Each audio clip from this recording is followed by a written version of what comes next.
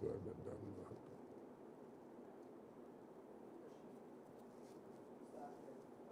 And that's my microphone there.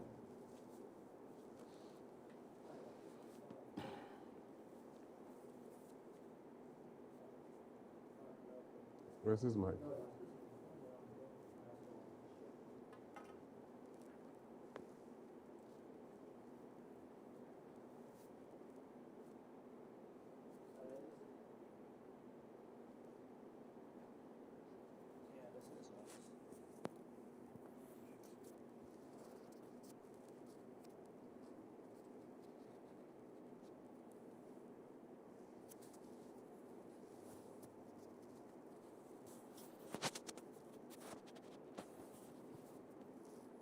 It's on, right? Testing, testing, 1, 2.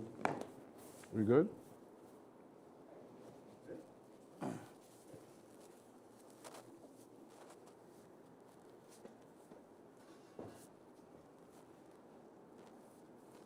this enough for your purpose? What exactly do you want it for? Okay, this is just a candidate's name. This will help. I put all these together, then it should work. You doing okay? Yeah, I'm Oh, fine. good.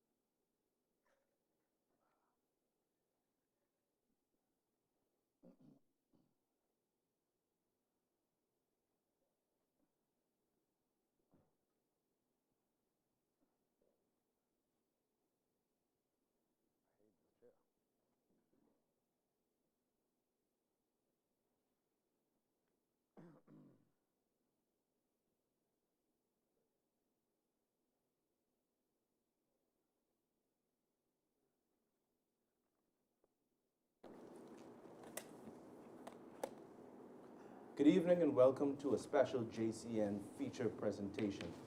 I'm your host, Christian Jones, and this evening we present for you The Bahamas Decides. This evening, ladies and gentlemen, of course, we will be looking at the election results of the 2026 general elections. The polls have officially closed in most constituencies as of 6 p.m. this evening. We plan on having, of course, a robust conversation this evening with panelists talking about the results and the consequences for this general election. I want to start by introducing my panelists who join us initially this evening. We have joining us His Excellency Ambassador Wendell Jones, Ambassador from the Bahamas to the United States of America, as well as His Excellency Ellison Raming, Bahamas' Ambassador to Cuba. Gentlemen, good evening and welcome. Good evening. Good evening. Thank you. We certainly have looked with much anticipation over the past weeks and months as to what will be the final outcome of the election today. As I went and voted earlier today, I had an opportunity in my constituency to speak to, I think, all three out of the four candidates there, but it was very, very interesting and reassuring to see the process as it went smoothly. In most cases, I understand, and from what I've seen, it seems as if that we have had a successful election here in our country. Yes, by all accounts, it was somewhat successful so far. There were glitches, I'm told, with the register. Some people who ought to have been transferred from one constituency to the next, they found that their names were not on the register. So there were administrative challenges, I think, and I believe that it's going to really be a controversial issue in the next few days. Quite a number of people who should have voted in one particular constituency were transferred to another, and after going to that other constituency found that their names were not on the register. So in a way they were disenfranchised. But I believe that the turnout was quite good in many areas of New Providence, and some reports that I've gotten from some family islands suggest that quite a number of people turned out in those family islands to vote. Bahamians love to vote. Absolutely. But you know, it's a mammoth task to organize an election in a place like the Bahamas. Yes. As I sat there this morning, awaiting my turn, and I just looked at what it took to organize the 10 or so polling divisions in my constituency, and the ease with which people voted. I thought that the Parliamentary Registration Department deserves a lot of credit. The police, the volunteers, yeah. I thought it was a good showing. Yeah, and especially since there was a short period of time to get it all together. There are a number of people who are going to, I believe, criticize roundly the parliamentary commissioner, Mr. Thompson, because at the end of the day, the buck stops with the leader, right? Of course, of course. But I believe that they dropped the ball in a couple instances. As far as I can tell, things went smoothly. But you know, it's an archipelagic nation that we have. And as I remarked earlier today, there are a whole lot of people who believe it's just New Providence sometimes. But we're dealing with far-flung islands and keys, all through the Abaco Keys, the 365 keys in the exhumas, where people live, the many settlements in those huge family islands. Some of those family islands, for instance, Auckland's, you know, it runs about 40 miles, and people are, there are very few people in settlements. That is right. And so the transportation needs to get returning officers to these places. Some people have to use boats to get from one place to the next just to vote. That's right. And so it's quite a challenge for a nation state like the Bahamas. Gentlemen, in this general election, we've also added 2 more constituencies to the 39 constituencies we already had in our country. We've added the St. James constituency as well as Bimini and the Berry Islands, which, of course, you talk about a first general election, you talk about different polling divisions that have now been amalgamated to create a constituency. I'm sure that you could expect or anticipate maybe 1 or 2 even hiccups in the first run. Absolutely, absolutely. There's no such thing as a perfect election. In the great United States, there are hiccups. Yes. In Great Britain, there are hiccups. The idea is to bring them to an irreducible minimum, and I think that's the intent of the Parliamentary Registration Department. Yes. When we talk about 41 constituencies, the addition of 2 more, what does it mean, or what does it say when we talk about now having to look at these constituencies, look at the population in these constituencies? We have to now consider and take into account population growth, persons who have moved from some constituencies to others. But in terms of looking at the Bahamian electorate and deciding whether or not we ought to tinker things, change things, add constituencies, remove constituencies, do you have any points on that? Well, that's they had a process recently, and the Boundaries Commission met, and that is why they added 2 constituencies, one in Bimini and the Berry Islands, and the other St. James, because we found people moving from central New Providence, for instance, to the southwest portion of New Providence. And so we saw constituencies in the heartland communities getting smaller. There was a need to create a new constituency in the Southwest. And so you would have population shifts from time to time, and that is why in every election or every 5 years, you would need to re-examine where people are, the size of these constituencies. You know, Michael, for instance, people argue that it is difficult for one person to service 4 islands. You're talking about Acklands, Crooked Island, Inagua, Mayaguana, and you put in Long Key there. You know, there was a time when Long Key had a couple thousand people. Today, I believe the population at Long Key is 6 or 8. All right, so Long Key is added in there, but most of the people, well, just about all the people, except 6 or 8, moved out of Long Key. And so you would find in that one constituency, 4 major islands, huge islands. Inagua being a big one, and in the context of this election, you'd find that most of the voters would be in Inagua, and then a settlement, Salina Point, in Acklands, where you would have a big number. But the population in Mayaguana is under 300. The population in Crooked Island is just over 300 for an island like Crooked Island. In Acklands, you'd probably have about 800 or so people.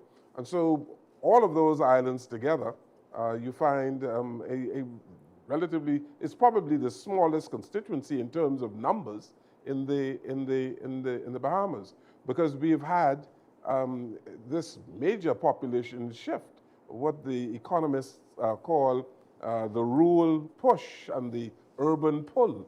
And so people have been pushed from the rural parts of the Bahamas to the urban centers of New Providence and Grand Bahama. And so there's a need to repopulate those islands. And so governments would have to consider the extent to which they can bring economic activities to those islands, particularly in the southeast Bahamas, so that people can resettle in those islands and release the pressure from places like New Providence and Grand Bahama. It was also felt that Kalani in New Providence was too large in terms of its population, hence the creation of St. James. Yes, yes. Right. And you know, two of those two constituencies, St. James and Bimini and the Berry Islands, are 2 constituencies that persons are saying these are the constituencies to watch, looking for the results, that these are where some competitive races will perhaps be fought. But in addition to that, I happen to think that the entire Family Island, the Family Islands constituencies, is an interesting races to watch, because the Progressive Liberal Party, the government of the day, would have won pretty resoundingly many of the Family Islands. So we look at the Family Islands then as a sounding board for whether or not the persons in the Family Islands would have been, whether they would have been in this general election feeling the impact or the effect of the government's policies over the past 4.5 years. Another one to watch, I think another group of seats to watch is certainly the Southern Corridor in New Providence, Tall Pines, Southern Shores, Golden Gate, South Beach, all of those different seats. But in terms of, from both of you gentlemen, where you sit, if you've heard or if you understand any of these other constituencies to be constituencies where there is some stiff competition. Well, I feel that Kalani is going to be an interesting contest, given the 4 candidates in that area. In the last election, well, several elections, Dr. Hewitt Minnis, the former Prime Minister, won handedly in Kalani. Of course, he ran this time as an independent because he wasn't able to secure the nomination from the Free National Movement. And you have Michaela Ellis, who is the F&M candidate there. And so there is a view that the opposition or the Free National Movement's supporters would be torn between Dr. Minnis and Michaela Barnett Ellis. So we are going to see how that is going to work itself out tonight. And the Coalition of Independence has an interesting candidate there, Dr. MacGyver. She has worked hard.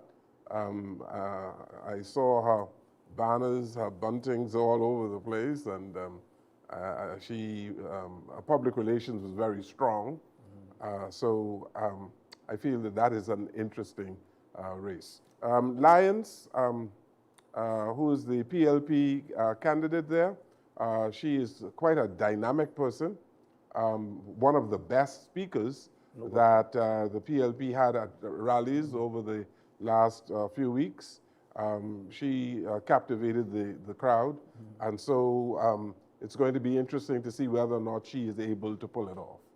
When you talk about PR, and of course Dr. MacGyver I've heard persons say that her campaign song is perhaps one of the catchiest in terms of campaign songs. Mm-hmm. When you talk about all that goes into the campaigning, when you talk about the T-shirts, the paraphernalia, the songs, the billboards, how important some of these things when we look at whether or not persons are enticed to vote for a specific candidate?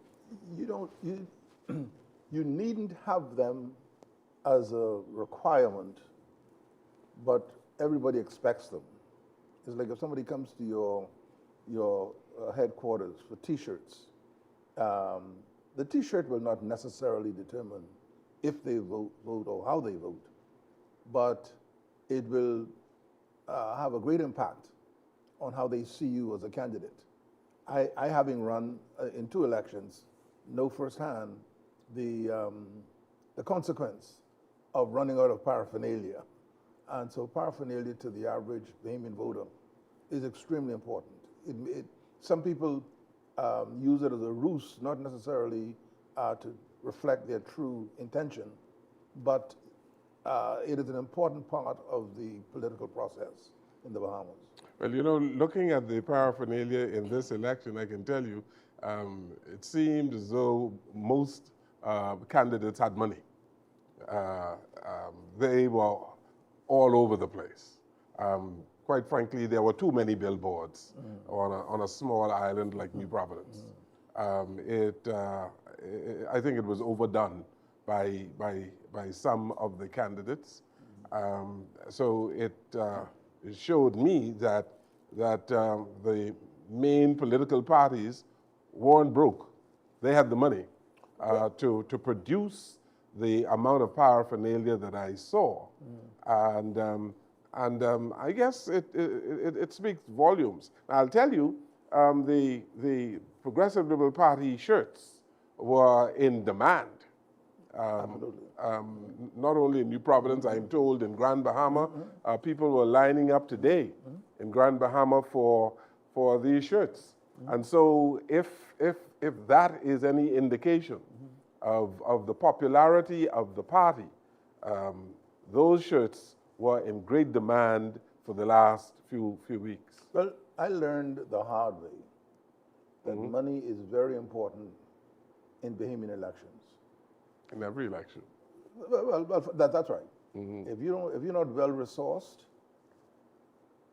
you're wasting your time. Yeah.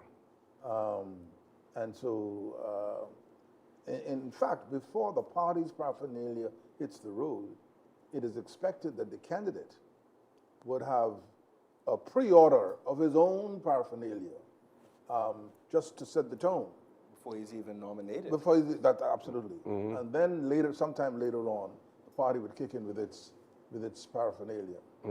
And so if you cannot carry yourself for a period, then you're wasting time. But don't you think, Dr. Ramming, that the billboards, there were far too many billboards on the major thoroughfares in New Providence, for instance, on John F. Kennedy Drive. You know, they were 100 feet apart.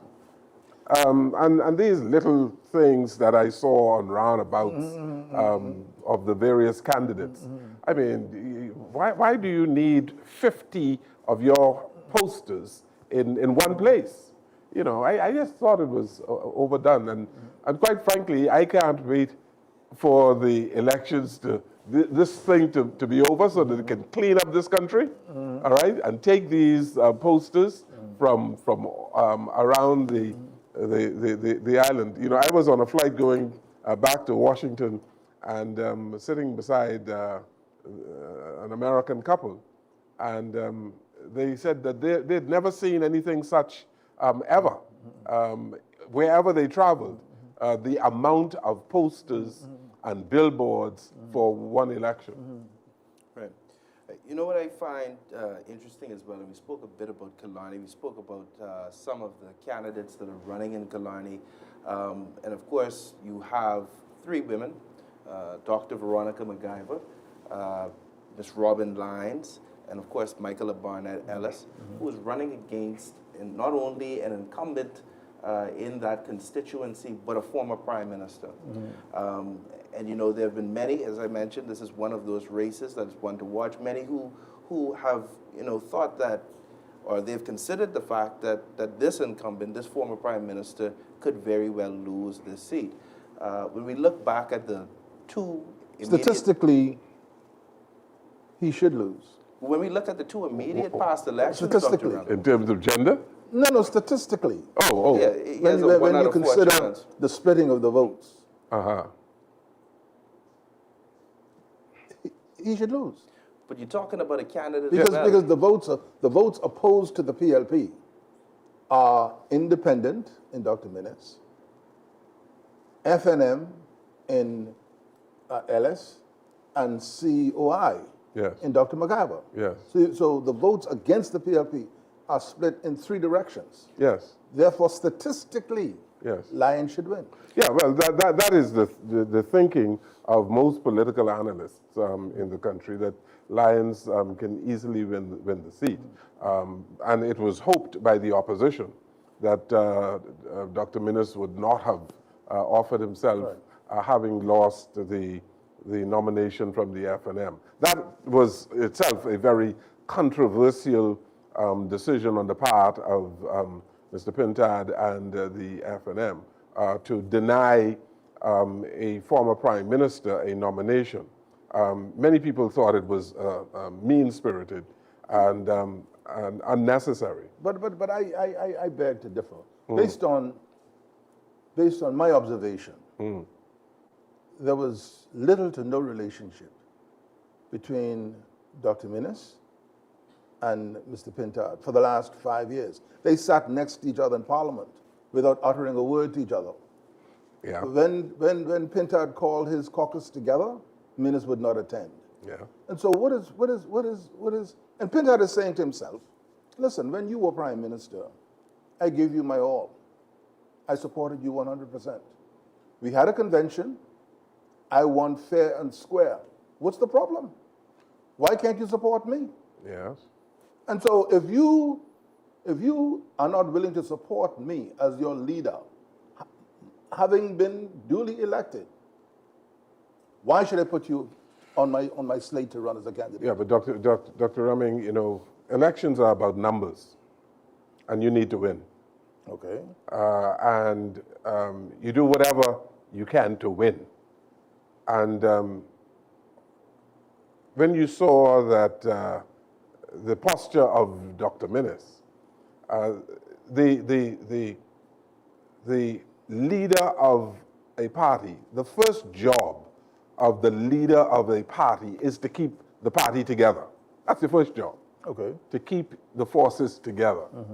And once he knew that Dr. Minnis wanted the nomination, I believe that every effort ought to have been made to bring or to have a compromise and to encourage Dr. Minnis to subscribe or to follow the dictates of the council of the party and to win him over. And I don't know if there was sufficient effort to win him over so that they could retain that seat. Right. Well, what I find interesting, and I want to ask both of you gentlemen this question, you know, Dr. Minnis went from winning in 2017, his biggest victory, and I believe this would make 20 years since he's been elected there in Killarney. But in 2017? No, this election would make 20 years. But No, I'm saying you said his biggest victory. his biggest victory would have been 2017, winning yes. by 3,000 votes. Yes, you were. Yeah. The last general election, he would have won by just over 500 Right. votes, which would signal some loss of support in the last Significant general loss. election. Yes. Is it a reasonable, I guess, opinion of FNMs that given the lack of support, a loss of support that Dr. Minnis would have gotten, and of course we can look at his 4.5 years in office, we can look at the response to Hurricane Dorian, to COVID-19, is it appropriate to say that Dr. Minnis would have been an electoral liability in this general election to the Free National Movement had he been a Free National Movement candidate? Yes. I don't know. I would like to answer that question at some other point, but I believe Julian Reed is ready, and we might have some numbers, eh? Well, we do actually. We have at least two. The first, polling division number 9, Cat Island, the PLP 36, the FNM 2, the COI 0. So that's Cat Island division, polling division number 9, PLP 36, the FNM 2, the COI 0. MyCal, polling division number 9, the PLP 2, the FNM 2, the COI 0. There's some more that are coming in, and I understand that the results will be coming in very quickly, and we will keep you apprised as soon as they come through. Very good. Thank you, Julian. So once again, I'll go and repeat those numbers, and then we can have a discussion on them, and those two that have come in. Interestingly, the first polling division that we get is from Cat Island, the Prime Minister's seat. But we have here polling division number 9, of course, as Julian said, Cat Island, PLP 36, FNM 2, COI 0. MyCal, polling division number 9, PLP 2, FNM 2, COI 0. And I think We have another one coming out of MyCal, polling division number 2, the PLP 22, PLP 22, FNM 10, COI 0. That's MyCal polling division number 2. North Eleuthera polling division number 7, PLP 45, PLP 45, the FNM 31, the FNM 31, and the COI 4. That's North Eleuthera polling division number 7. Right.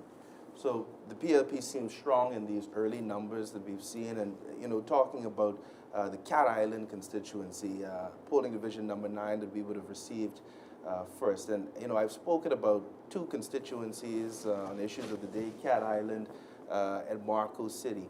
And that is because, of course, everyone throughout the Bahamas is voting for a government through their member of parliament. But these two constituencies, Cat Island and Marco City, unlike the rest, the persons in these two constituencies will cast ballots for a possible prime minister. And that is, to me, I think, perhaps what makes those two constituencies extra special in this general election. But in terms of Cat Island, and would we be surprised that the Prime Minister seems to be, at least in the initial polling divisions that we've seen, pretty strong? You know, I'm going to put my neck on the block. The Prime Minister is going to win Cat Island very easily. Given what has taken place in Cat Island in this term, the construction of 2 airports, roadworks, clinics, water, you know, the people of Cat Island are just showing their gratitude. And quite frankly, it would be irresponsible of Cat Islanders. Or certainly ungrateful. ungrateful. I say irresponsible too, not to re-elect Philip Brave Davis. And so we basically can now project that Mr. Davis is going to win Cat Island very easily. I mean, going through the numbers, calling the numbers is something that we have to do, but it's a certainty. So we don't know by what margin. It's a certainty that he's going to win Cat Island. Mr. Davis has represented Cat Island, Rum Key, and San Salvador constituency since, I believe, about 1992, which would make him the longest serving sitting member of the House of Assembly, as they say colloquially, the father of the House. He's the father of the House. Yeah, he's indeed the father of the House. And he is really the person throughout the country. People are focusing on his stewardship, his leadership as Prime Minister. And it is fair to say that he has done a credible job. And that is why I believe the party made the decision to put his photograph, his portrait, on the major billboards throughout the country. He's the face of the campaign. He's the face of the campaign. Yeah. And in many respects, people in the 41 constituencies are voting for Philip Brave Davis, his leadership. Indirectly. Yes.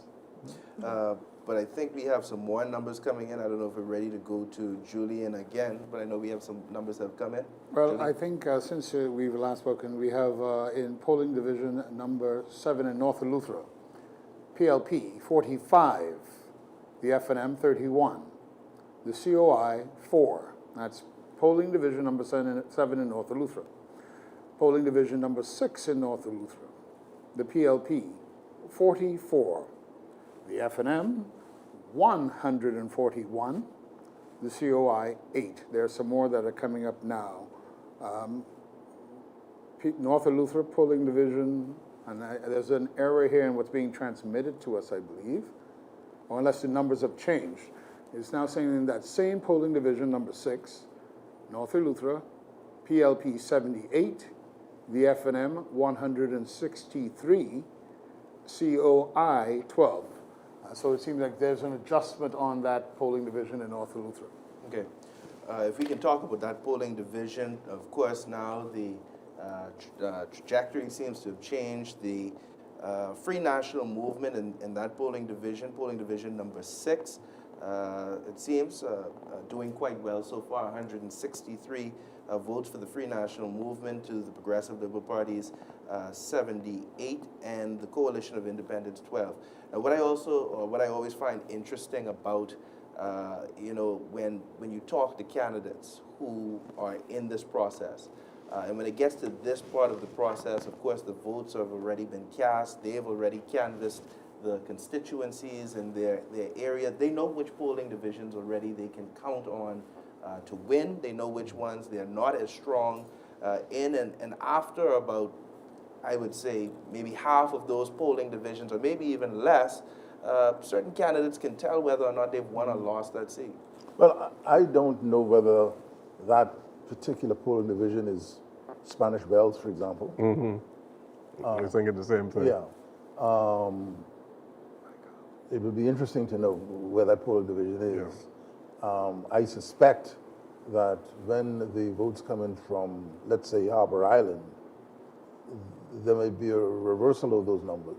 Yeah, I assume based on the margin, it is a Spanish Wells polling division or polling area, because the disparity of votes will tell you that, well, Spanish Wells is a stronghold of the FNM. Yes.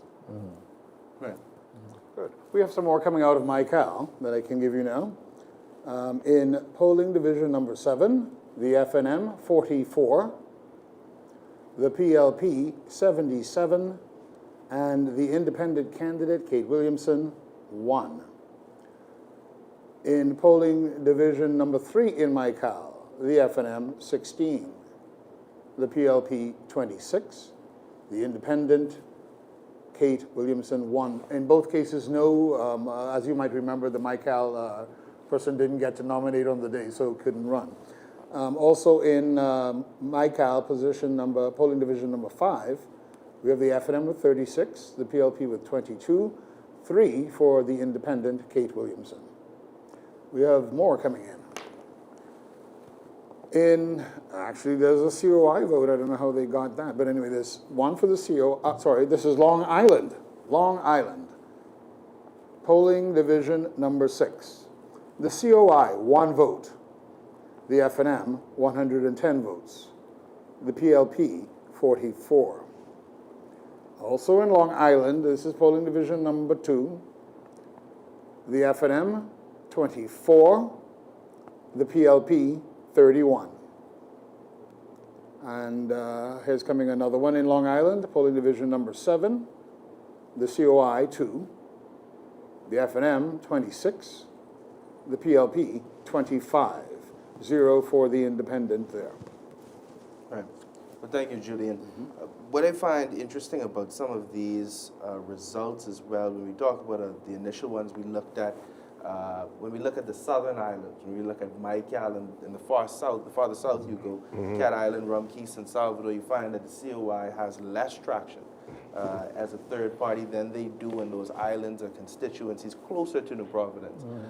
That may speak to the issue of resources that political parties have to have or have to find in being able to go and touch a lot of these different parts of the Bahamas. You know, Ambassador Jones and I, on Issues of the Day, had a conversation where, you know, we criticized some candidates who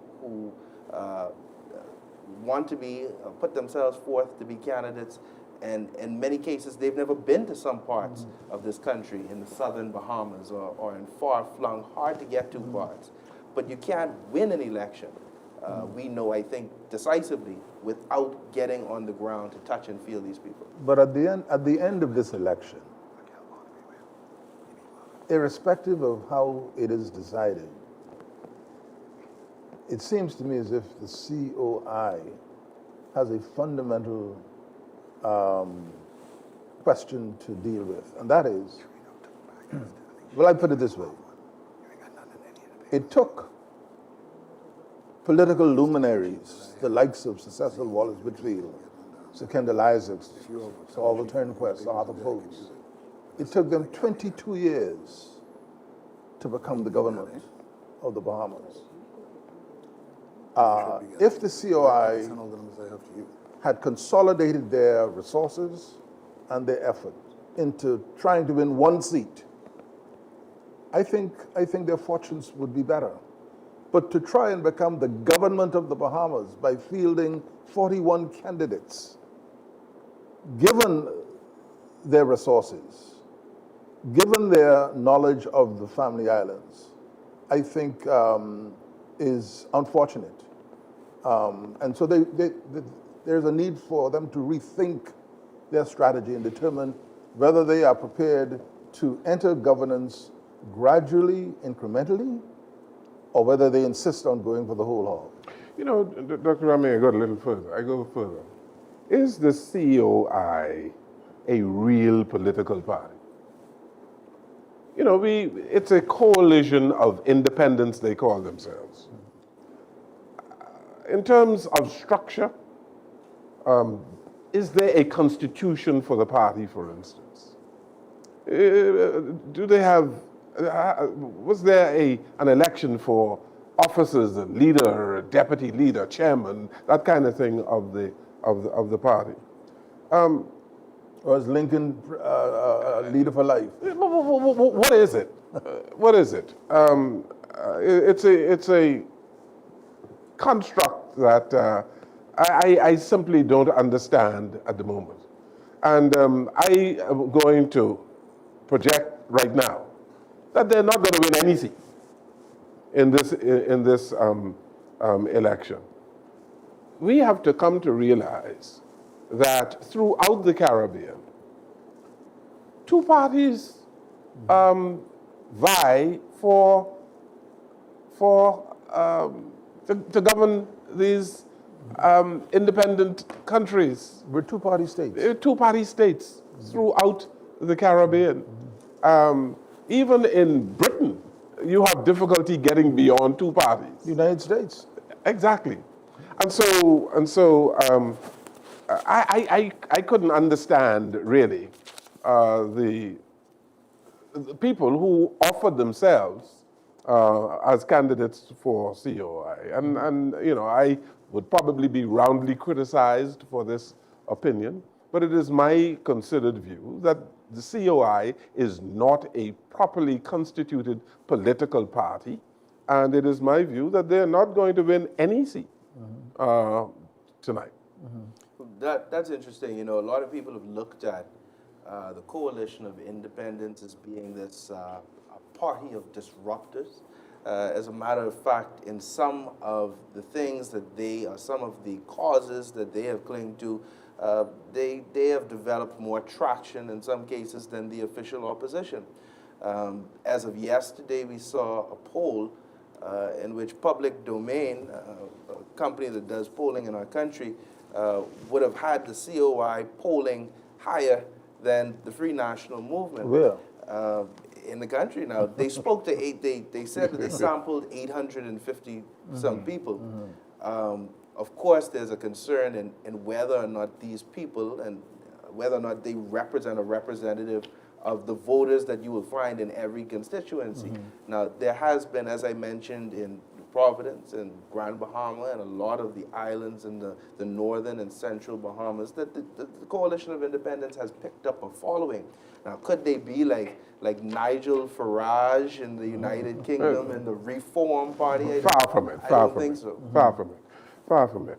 You know, I pride myself on knowing a whole lot of Bahamians. And because I've been in journalism for such a long time. I've been in journalism, Dr. Ramming, for 50 years. Yeah. You know, we joined, you know, people don't know that Dr. Ramming and I were reporters together. He reported for the Tribune back then in 1972. I pride myself knowing politicians and people who are political aspirants in the country. I don't know more than half. I would put it higher than that. More than 70% of the people who offered themselves in this particular general election. They are novices or neophytes in the truest sense of the term. In terms of their claim to fame or what do they represent or what are their views or what they stand for. And quite frankly, I'm bewildered on the extent to which the COI gained some popularity in the country. Christian, you said they're disruptors, and that is true in the truest sense of the term. Because they've been belly aching about a whole lot of things and making pronouncements and saying things that really just do not make any sense. When you talk about giving $100,000 to each Bahamian Per year. and an acre of land or something, Acre of land. you know, we don't have that capacity That's correct. in the Bahamas for that to be done. So you have to be really an unthinking person to accept such nonsense. Yeah, well, the elections have turned into substanceless personality contests to some extent, I find in some constituencies. Julian.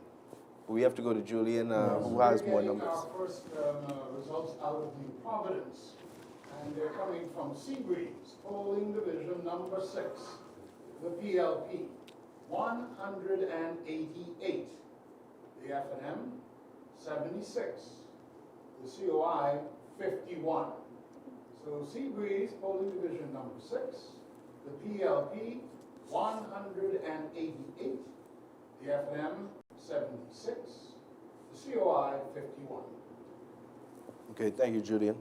And gentlemen, of course, the PLP's Leslie Miller Bryce, they're leading in the Seabreeze constituency, just as Ambassador Jones has called or is able to project Cat Island for the Prime Minister. I think that I can, with a reasonable amount of accuracy, project Seabreeze for Leslie Miller Bryce. I wouldn't project her yet. All of the evidence is that she ought to prevail, but I would not project her yet, because Seabreeze historically has been a two-timer. Well, I go with Christian on this particular one, and I believe that the female candidates of the Progressive Liberal Party in the East, they are going to win. I believe that Pia Glover in Golden Gates is going to win very easily. The women have worked hard, and they seem to be very popular, even among people in the opposition. They have been able to find the sweet spot of the electorate, and they have worked those constituencies extremely well, and I believe that she's going to prevail, as would Jo Beth Colby, for instance, in Elizabeth. You know, particularly I had the opportunity to interview, out of all of those female candidates for the Progressive Liberal Party in the East, Mrs. Miller Bryce recently. And in doing my research before interviewing her, I heard several wonderful stories about her representation. I had mentioned to her in the interview that there's a lady who had, and I did not hear the story from this lady or anybody that knew this lady, but from absolute strangers, that said that she was on the phone with this elderly lady in her constituency. And she had called her, and the elderly lady said, well, I'm just waiting on somebody to bring me a 5-gallon water bottle. And she said to the lady, just give me 10 minutes, I'll be right there. And she was there with the 5-gallon water bottle. And it's sort of the converse from the statement that I made, that politics has become a substanceless personality contest, because, you know, on the alternative side, you have persons who seem to exemplify a true heart for the people in different constituencies. And in Seabreeze, I see that as being Mrs. Miller Bryce. Yeah, she's worked very hard, no question about that, as have the others, Lisa Raming in Marathon, Jo Beth Colby Davis in Elizabeth, as Mr. Jones said, Glennis in Angliston. They have Ginger Moxie in Pine Ridge. They work very hard. Okay. We have some more numbers coming in. We'll go We back to do, Julie also and from New Providence, from Killarney, one of the ones to watch. Yes. And these are the first set of results out of Killarney. Polling division number 10A. The FNM, 150. The PLP, 115, that's 115. The COI, 26. Dr. Minnis, 19. That's Killarney, polling division number 10A. Now to North Eleuthera, polling division number 9. The PLP, 126. 126. The FNM, 102. 102. The COI, 5. From Cat Island, San Sal, PLP, 247. 247. The FNM, 86. The COI, 7. And that is what we have right now. It's interesting, the Killarney numbers. The polling division 10A, that is an interesting number. I live in the Killarney constituency, and it is interesting to see how badly Dr. Minnis has done in that particular. Wherever that is. Yes, in that, to have 19 votes. I think he is going to uh, uh, fare very badly in Killarney. I think he will come fourth. Fourth, you think? Well, it's between third and fourth. Yes. I can tell you that. He's not going to come second. It certainly is fraught for Dr. Menace with 19 votes compared to 150 for the FNM. And We actually have some more coming out of Killarney. and 15 Okay. for the PLP, but we'll go to Julian. Polling division number 11B, the FNM, 39. The FNM, 39. The PLP, 76. The COI, 32. And Dr. Menace, 38. Killarney, 11B, that is, FNM 39, the PLP 76, the COI 32, and Dr. Menace 38. Okay. In terms of these, we're looking at, and we spoke about it before, it's not looking very good for Dr. Menace. And Dr. Menace, of course, we spoke about Dr. Menace as a former prime minister. We've seen where former prime ministers have been retired in general elections before, but having led the country for 4.5 years, and it goes back to talking to the treatment that Dr. Menace received from his own party. I don't know if the man deserved this. What do you think? Dr. Menace is a bad politician. Dr. Menace deserves to lose. And the reason why he deserves to lose is because he was a poor loser in the leadership campaign or the leadership election for the party. He lost handedly to Michael Pintard. And what he should have done was to cooperate with the new leader of the FNM, Pintard. He mishandled many aspects of COVID-19. And that is why the FNM was voted out in the first instance. When I saw some of the antics that he employed over the last few months on social media, it was quite frankly unbecoming of a former prime minister. He trivialized this whole thing. He probably looked. Platform that he has as a former prime minister. Yes, yes. has been trivialized. Yes. Or to tell the party, you cannot have a meeting in Killarney unless I say so. Yes, it just.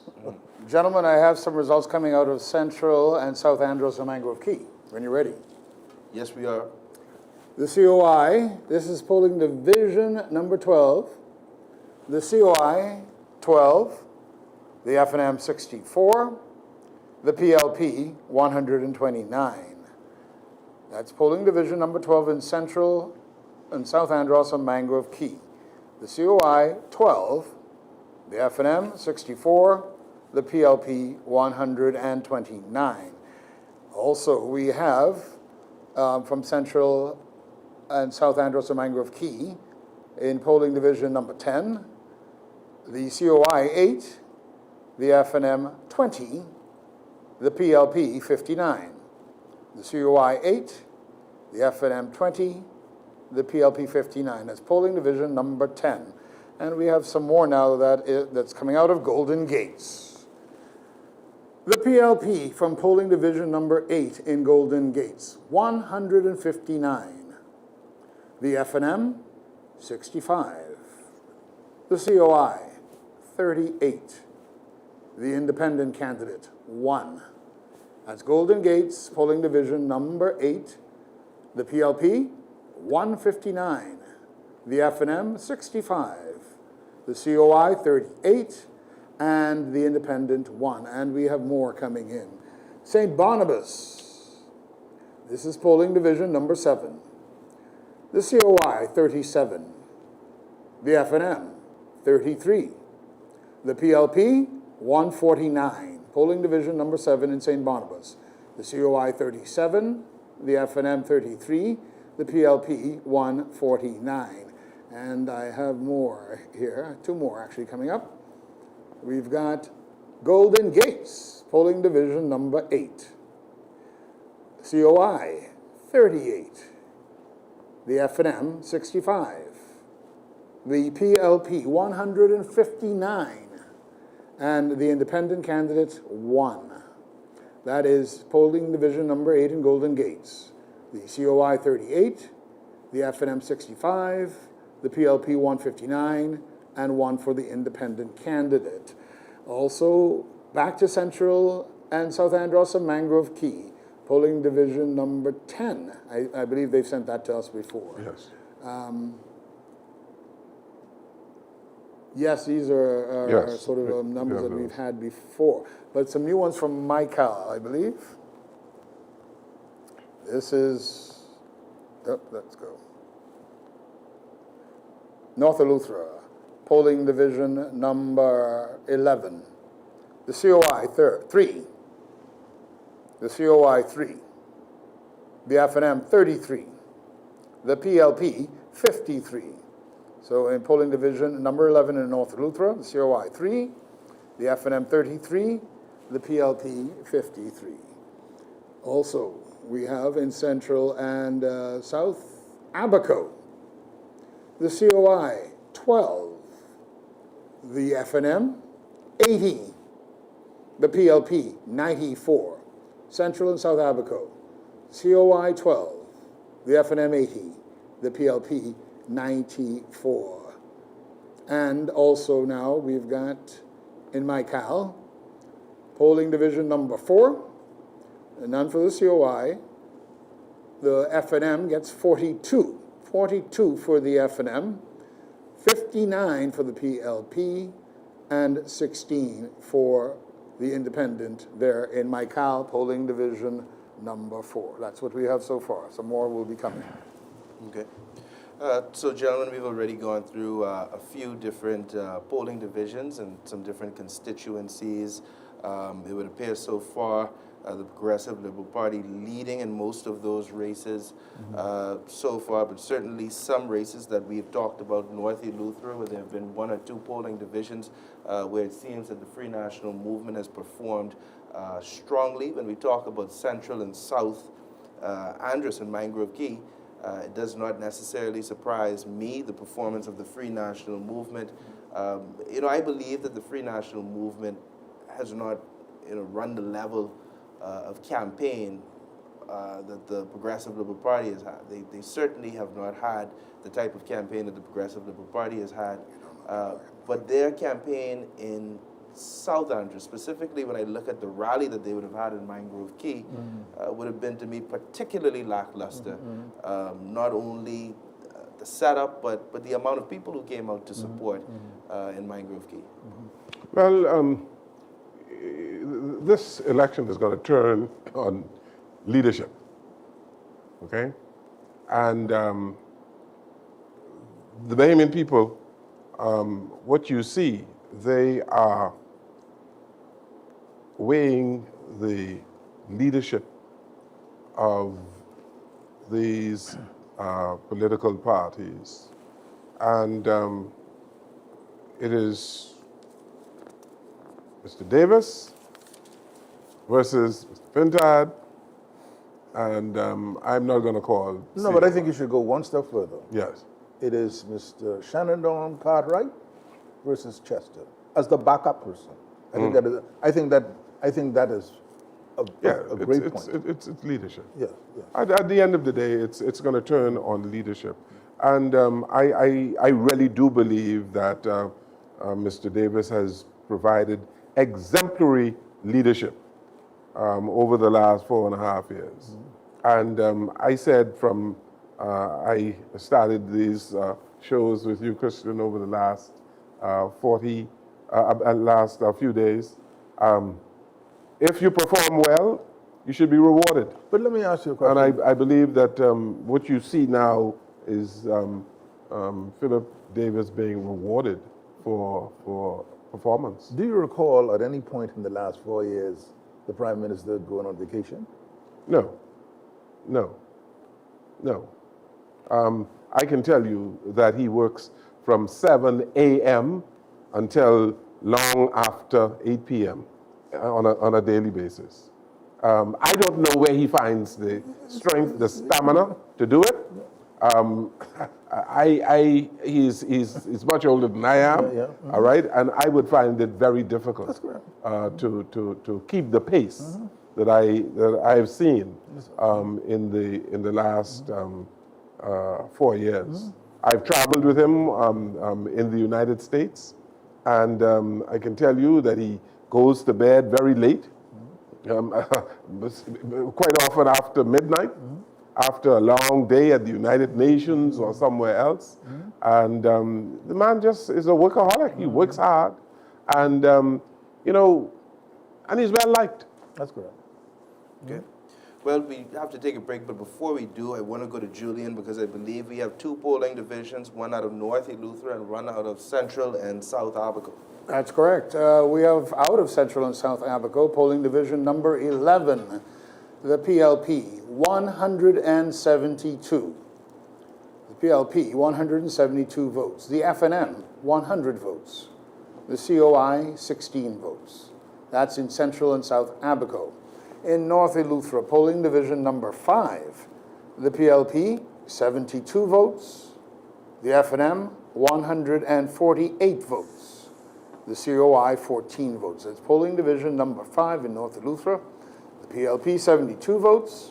The FNM, 148 votes. The COI, 14 votes. Okay. Well, as I mentioned before, we have to take this break. When we come back, of course, the numbers are surging in now. When we come back, we should have some more numbers for you, as well as more commentary on how these races are shaping up. Once again, we're coming to you live on JCN, Channel 14, as well as Love 97 Radio. We'll be right back. Have you always dreamed of building a beautiful home or duplex on your own piece of property? Alwac Homes can make that dream a reality. If you have a vacant lot, all you need up front is a $2,500 deposit. Our team of home consultants will guide you through the process, helping you determine your qualifying amount and choose the perfect home design based on your budget. We'll work with lenders, and once financing is approved, construction begins. In just 4 to 6 months, you can move into your brand new home, custom built to your specifications, from impact windows to hard surface countertops. Call Alwac Homes today to begin your journey to home ownership. Alwac Homes, building dreams into reality. I want Bahama Grill when I get hungry. Call us at 356-4745. Barbecue pork ribs or baby back and the beef brisket. You got to try that. Add mac and cheese, potato salad, plantain and rice. And go too. Call 356-4745. I want Bahama Grill, morning, noon or night. Donkey Kong Bus Coat, grill or fry some beef and snapple. Fresh veg, green salad, even roast corn. Once you visit Bahama Grill, you want to come back.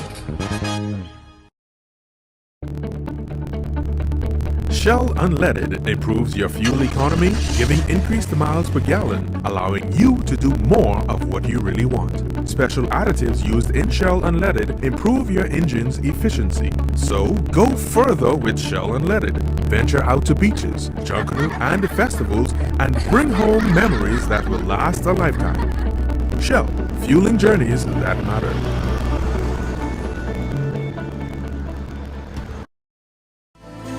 Making your home classier is what Pinder Tile does best. Remodeling the kitchen, Pinder has a selection of glass, stone, and metallic mosaics that's mind-boggling. Finding the right marble for your floor has never been easy. Pinder's selection will keep you busy for quite a while. Perhaps you're leaning towards something more durable, like porcelain. Building a beautiful home or duplex on your own piece of property, Alwac Homes can make that dream a reality. If you have a vacant lot, all you need up front is a $2,500 deposit. Our team of home consultants will guide you through the process, helping you determine your qualifying amount and choose the perfect home design based on your budget. We'll work with lenders, and once financing is approved, construction begins. In just 4 to 6 months, you can move into your brand new home, custom built to your specifications, from impact windows to hard surface countertops. Call Alwac Homes today to begin your journey to home ownership. Alwac Homes, building dreams into reality. I want Bahama Grill when I get hungry. Call us at 356-4745. Barbecue pork ribs or baby back and the beef brisket. You got to try that. Add mac and cheese, potato salad, platter and rice. I go too. Call 356-4745. I want Bahama Grill, morning, noon, or night. Donkey Kong Bus Coat, grill or fry some soup and snapple. Fresh veg, green salad, even roast corn. Once you visit Bahama Grill, you want to come back. Shell Unleaded improves your fuel economy, giving increased miles per gallon, allowing you to do more of what you really want. Special additives used in Shell Unleaded improve your engine's efficiency. So go further with Shell Unleaded. Venture out to beaches, jungle, and festivals and bring home memories that will last a lifetime. Shell, fueling journeys that matter.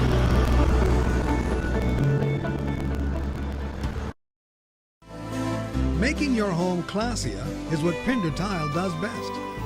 Remodeling the kitchen, Pinder has a selection of glass, stone, and metallic mosaics that's mind-boggling. Finding the right marble for your floor has never been easy. Pinder's selection will keep you busy for quite a while. Perhaps you're leaning towards something more durable, like porcelain. You won't believe the selection. Pinder Tile on Prince Charles Drive, a class act. Hello? Hi, this is Roger from Fidelity Bank. We've detected a possible breach on your account, so we've placed a temporary hold on pending transactions. Huh? Please check your email and give me your one-time password to confirm. Ain't nothing happening.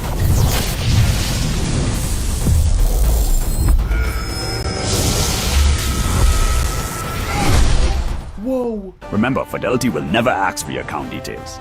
If in doubt, contact us first. Fidelity Bank, protecting what matters most.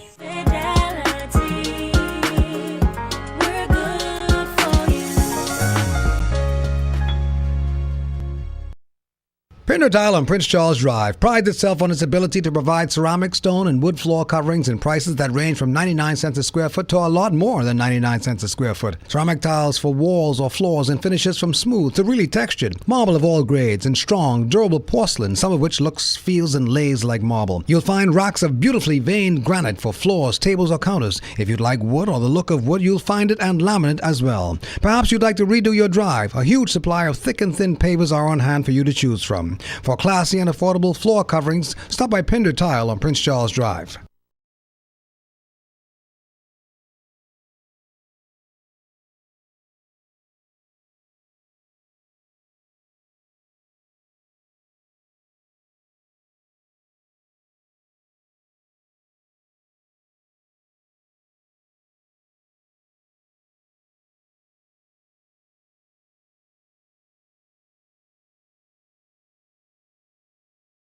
Have you always dreamed of building a beautiful home or duplex on your own piece of property? Our Homes can make that dream a reality. If you have a vacant lot, all you need up front is a $2,500 deposit. Our team of home consultants will guide you through the process, helping you determine your qualifying amount and choose the perfect home design based on your budget. We'll work with lenders, and once financing is approved, construction begins. In just 4 to 6 months, you can move into your brand new home, custom built to your specifications, from impact windows to hard surface countertops. Call Our Homes today to begin your journey to home ownership. Our Homes, building dreams into reality. I want Bahama Grill when I get hungry. Call us at 356-4745. Barbecue pork ribs or baby back and the beef brisket. You got to try that. Add mac and cheese, potato salad, platter and rice. I go too. Call 356-4745. I want Bahama Grill, morning, noon, or night. Donkey Kong Bus Coat, grill or fry some soup and snapple. Fresh veg, green salad, even roast corn. Once you visit Bahama Grill, you want to come back. Shell Unleaded improves your fuel economy, giving increased miles per gallon, allowing you to do more of what you really want. Special additives used in Shell Unleaded improve your engine's efficiency. So go further with Shell Unleaded. Venture out to beaches, jungle. We're back on our program, The Bahamas Decides, talking about, of course, the results of the general election. Ladies and gentlemen, if you're just tuning in, we are also on Radio Love 97.5 FM, coming to you live as we've been looking at the various numbers coming in from polling divisions. So far, before we went to our break, we had dealt with North Eleuthera, we had dealt with a few polling divisions in Killarney, Michael, Golden Gates we spoke about, and now we'll go to Julian Reed, who has some more numbers for us. Yes, Christian, we have at least 9 more results coming in. Some from Central Grand Bahama. Polling division number 5, the COI 19, the FNM 84, the PLP 65. That's Central Grand Bahama. The COI 19, the FNM 84, the PLP 65.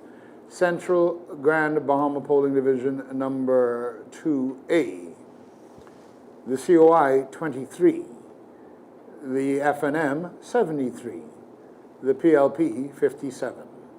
That's Polling Division number 2A, COI 23, the FNM 73, the PLP 57. Now, still in Central Grand Bahama, Polling Division number 11, the COI 37, the FNM 108, the PLP 123. That's 37 for the COI, 108 for the FNM, 123 for the PLP in Central Grand Bahama, Polling Division number 11. Central Grand Bahama Polling Division number 7B, the COI 28, the FNM 92, the PLP 72. The COI 28, the FNM 92, the PLP 72 in Central Grand Bahama.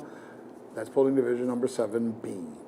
In Polling Division number 12A in Central Grand Bahama, the COI 32, the FNM 103, the PLP 76. The COI 32, the FNM 103, the PLP 76. Into St. Anne's in New Providence now. The COI, this is Polling Division number 5, the COI 21, the FNM 94, the PLP 62. The COI 21, the FNM 94, the PLP 62.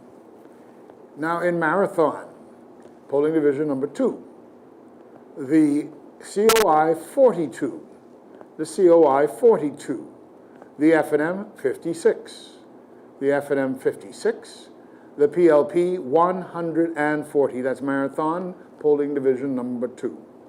Centerville, Polling Division number 5, the COI 22, the FNM 46, the PLP 188. Central and South Eleuthera, Polling Division number 4, the COI 17, the FNM 103, the PLP 121. Bimini and the Berry Islands, Polling Division number 1, the COI 25, the FNM 126, the PLP 180. That's Polling Division number 1, Bimini and the Berry Islands.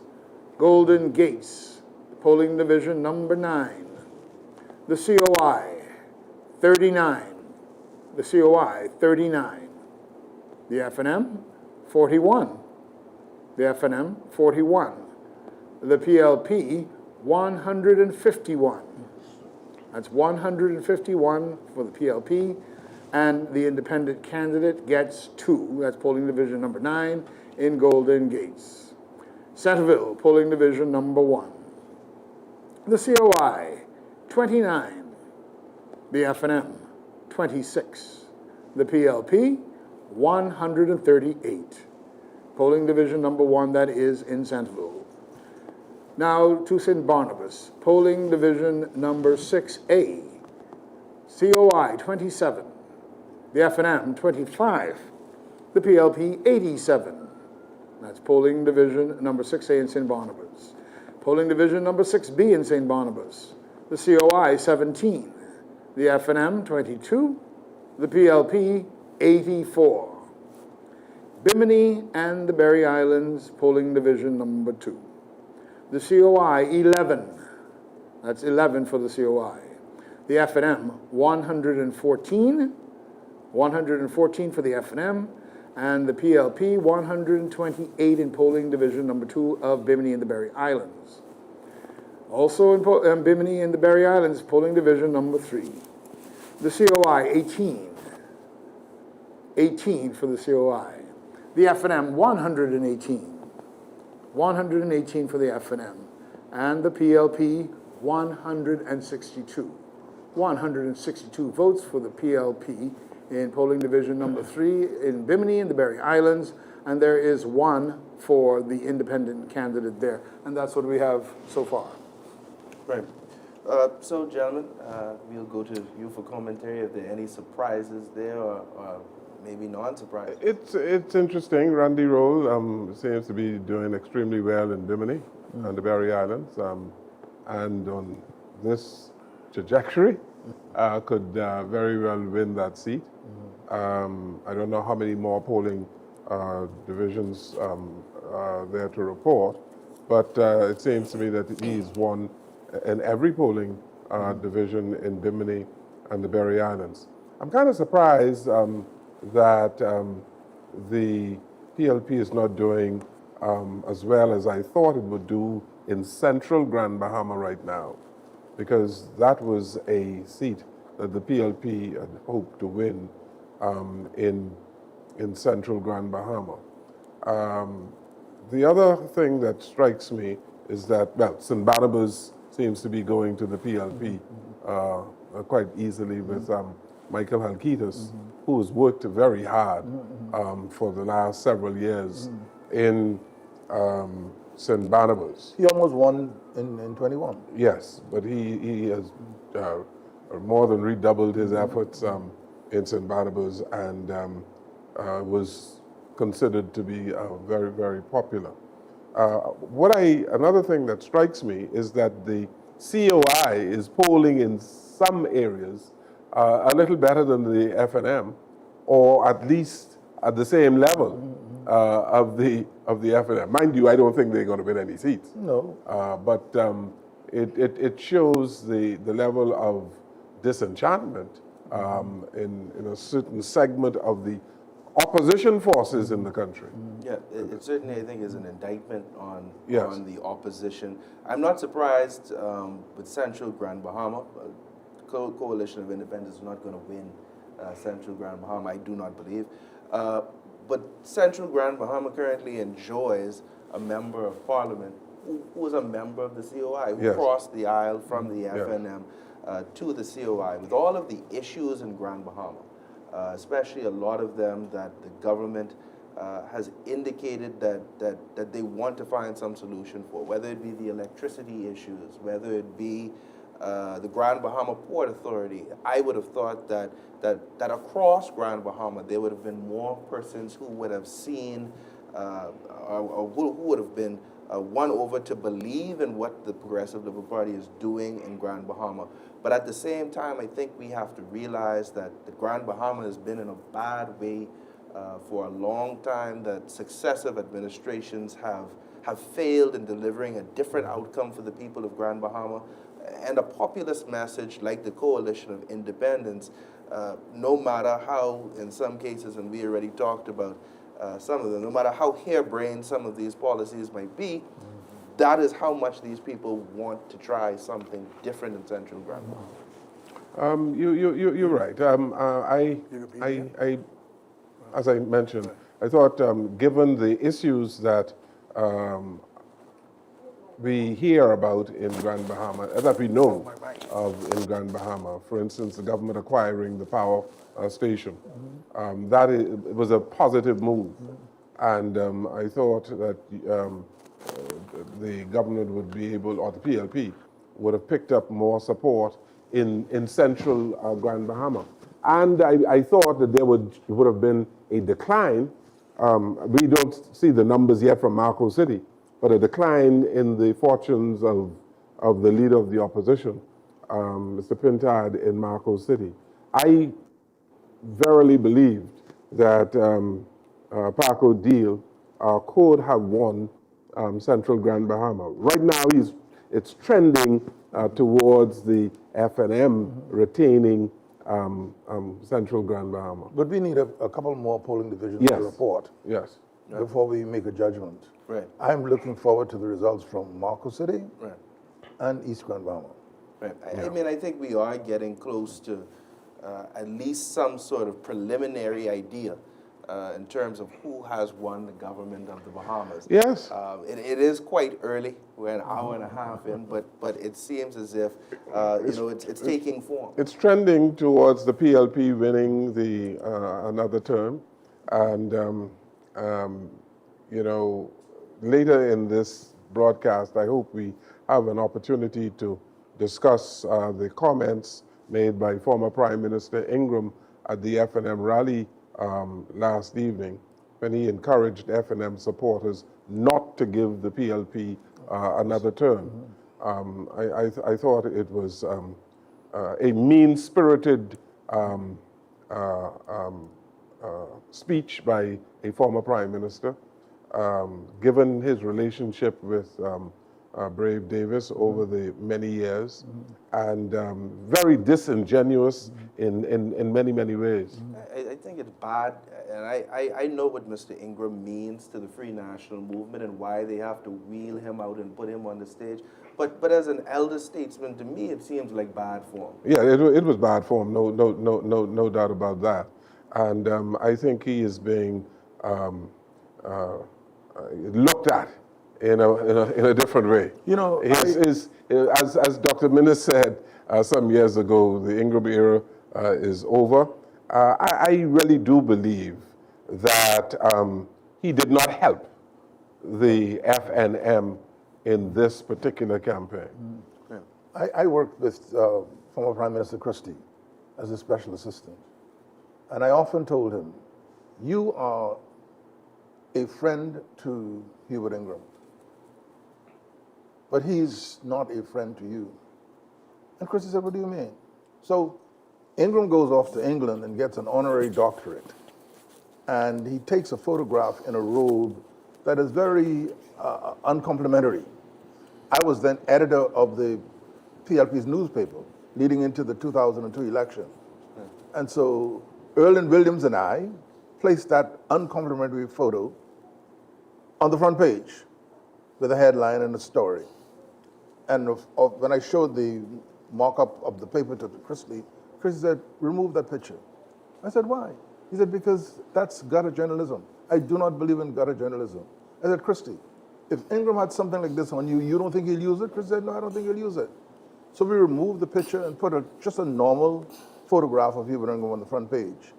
The next week, the torch came out. On the front page, there's a photograph of Perry Christie, fast asleep in the House of Assembly. I said, you see? So the point that Mr. Jones made is very apropos. Mr. Ingram, Davis, and Christie, that's been a special triumvirate over many years. And there's a certain distance. There's certain boundaries you don't cross. There's certain boundaries you don't cross. That's correct. That is correct. And so for him to say, in fact, he doesn't have to support Brave Davis. Just sit down and don't say nothing, like Christie did. Christie went to all of the rallies. He didn't say a word.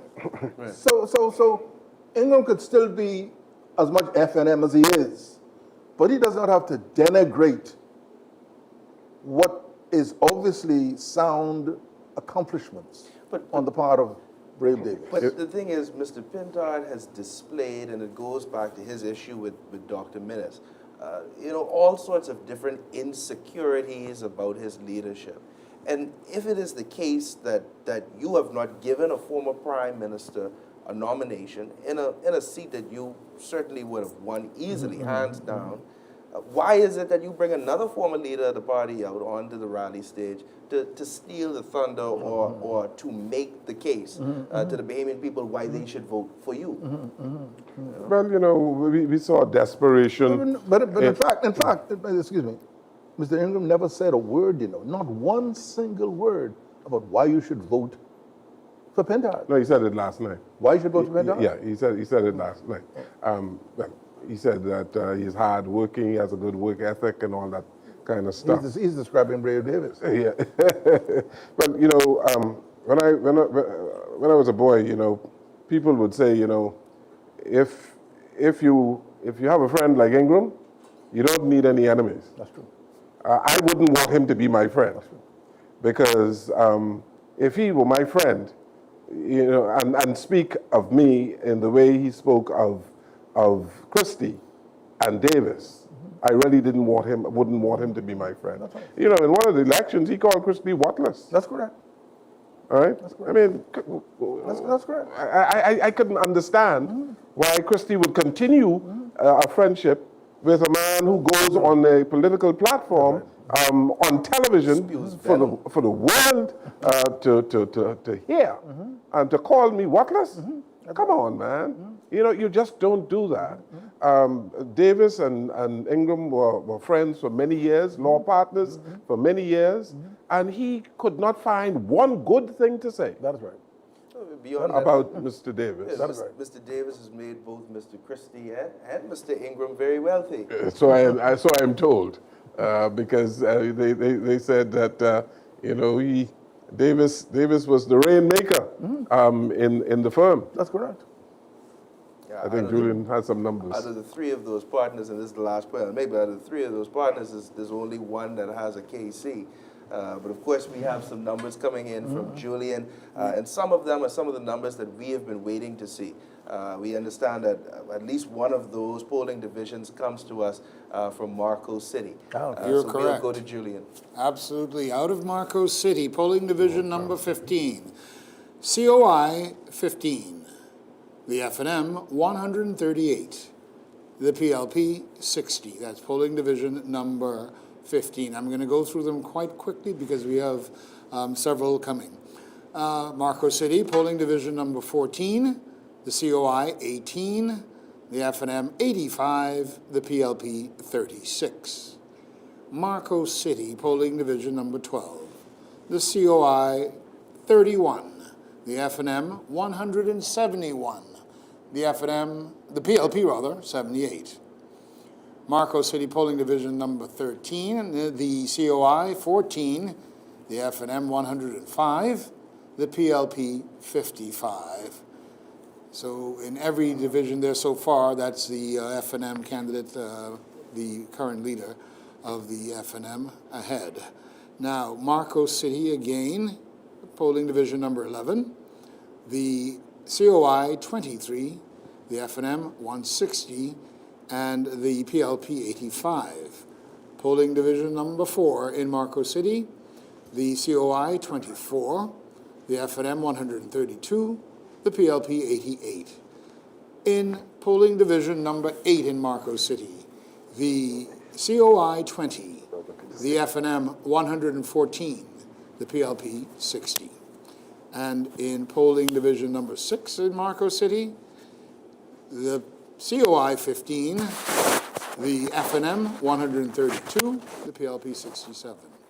Marco City polling division number 5, the COI 25, the FNM 165, the PLP 112.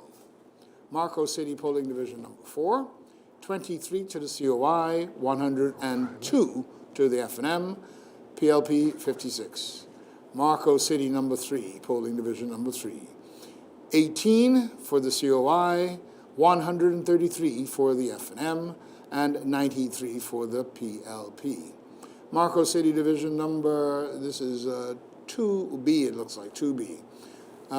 36 for the COI, 346 for the FNM, the PLP 202.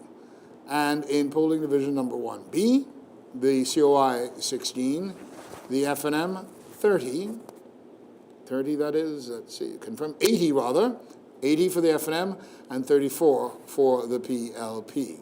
Marco City in polling division number 2A, the COI 26, the FNM 88, the PLP 44. So it appears as if Mr. Pintard is again the MP for Marco City. We've got Exuma and Ragged Island as well. Exuma and Ragged Island, polling division number 9, the COI 10, the FNM 37, the PLP 143. Polling division number 7, Exuma and Ragged Island, the COI 18, the FNM 73, the PLP 118. Now, Exuma and Ragged Island, the polling division number 5, the COI 13, 70 to the FNM, and 99 to the PLP. Polling division number 14 in Exuma and Ragged Island, there's 20 for the COI, 53 for the FNM, 108 for the PLP. Also now, in Mount Moriah, we have 2 listings at least. Polling division number 1, COI 29, the FNM 40, the PLP 103. Polling division number 7 in Golden Gates, 42 to the COI, 41 to the FNM, 121 to the PLP, and 1 to an independent, it appears. The Pinewood constituency, the COI, 77. This is polling division number 3. The COI, 77. The FNM, 70. So that's 70. The PLP, 73. That is Pinewood, polling division number 3. And here we have Pinewood division number 12. The COI, 73. The FNM, 55. And the PLP, 110. Now this is from St. Anne's, polling division number 3. The COI, 18. The FNM, 114. The PLP, 89. And the candidate, independently, Otis Forbes, 1. This is now Pinewood again. The COI, 80. That's 80. The FNM, 47. The PLP, 84. In St. Anne's again, polling division number 9, the COI 25, 122 for the FNM, and then 68 for the PLP, 2 for the independent Otis Forbes. And the last list of numbers we have right now, from Mount Moriah, 36 for the COI, 116 for the FNM, and 160, that's 160 for the PLP. That's all we have right now. Oh, it looks like we're getting a Centerville. We've got Centerville, yes. Number 8, polling division number 8. 29 for the COI, 39 for the FNM, and 201 for the PLP. That's polling division number 8 in Centerville. Yes, and gentlemen, Your Excellencies, as we announced, interesting numbers. as Mr. Reed would have said, quite a bit of distance has been put now between Mr. Pintard and Mr. Eddie Wan there in Grand Bahama. And we look at even these Pinewood figures, where the Coalition of Independence and Lincoln Bain has beat out the Free National Movement in 3 different polling divisions. As a matter of fact, in one of those polling divisions so far, which we discussed, number 3, Mr. Bain winning the entire polling division. But of course, he's been in the constituency for, I think, 15 years, nonstop. He's ran in the last 3 elections. So there is, I guess, a level of familiarity that the voters would have with Mr. Bain there. Centerville doesn't surprise me. I don't know if it surprises No, not at all. either of you. I think that's perhaps one of those constituencies which is in the column and pretty projectionable. Yeah. Engliston as well, I believe we have some numbers for Engliston if we go back to Juliet. Some just come in, yes. From Engliston, this is polling division number 4. The COI, 40, that's 40. The FNM, 19. The PLP, 155. Now again in Engliston, polling division number 2. The COI, 45. The FNM, 29. the PLP 191. Also from Angliston, polling division number 9, the COI 31, the FNM 26, the PLP 186. St. Barnabas, polling division number 2, the COI 48, the FNM 22, the PLP 159. In Central and South Eleuthera, the COI, this is polling division number 12 in Central and South Eleuthera, the COI 8, the FNM 39, the PLP 126. Central and South Eleuthera, we're continuing with polling division number 8, 1 for the COI, 27 for the FNM, 42 for the PLP. Central and South Eleuthera, polling division number 9, 19 for the COI, 133 for the FNM, 216 for the PLP. St. James, St. Barnabas we're going to again. Polling division number 9, the COI 32, the FNM 28, and the PLP 106. That's St. Barnabas, polling division number 9. Bimini and the Berry Islands, the last polling division number 5. That is 4 for the COI, 169 for the FNM, and 231 for the PLP. This is their final polling division. 231 for the PLP, 169 for the FNM, and 47 for the COI. Right. Well, gentlemen, quite a bit to talk about so far. Once again, when we look at Angliston, 3 whole polling divisions that the COI has beat the opposition in. However, of course, Glenys Hannah Martin, the incumbent, putting up still some strong numbers there. Bimini and Berry Islands, we've heard from the last polling division so far.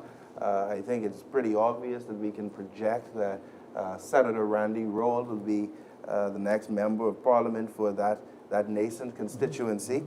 We're still getting numbers that have come in as well from Pinewood, Bimini and the Berry Islands. We mentioned that St. Barnabas, and we haven't talked a lot about St. Barnabas. One point that I wanted to raise is, of course, the current member of Parliament for St. Barnabas left St. Barnabas to run in St. James. That's a constituency where we have seen some numbers so far, and it would seem as if a very unimpressive performance by the Free National Movement so far in St. James. But, I mean, given the outcome here in St. Barnabas, you can see why the Member of Parliament, Shannon Dawn Cartwright, would have moved or sought to move to greener pastures. Well, based on my information, he's going to lose St. James as well. Owen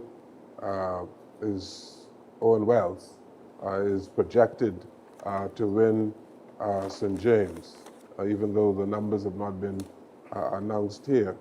Owen is way ahead in St. James, and it seems as though Shannon Dawn Cartwright is going to not be a member of the Parliament. It is interesting that in many of the polling divisions in several constituencies, COI is polling better than the FNM. So what does that suggest? That suggests that people, the Bahamian people, in many instances, bought some of the utterances of COI. Some of us would think that it's really, well, let me put it very nicely. I think we have many people in the electorate who are not thinking deeply, okay? And democracy works best when people are properly educated on the issues. And I'm not too sure that a segment of the electorate, given what COI has been saying, especially with this thing about $100,000 on an acre of land for every citizen, $100,000 a year. There are a whole lot of people who bought that Absolutely. that propaganda, that piece of nonsense. And so I believe that some of these votes that you see going to the COI has been on the basis of people just believing that the propaganda that was put out there by COI.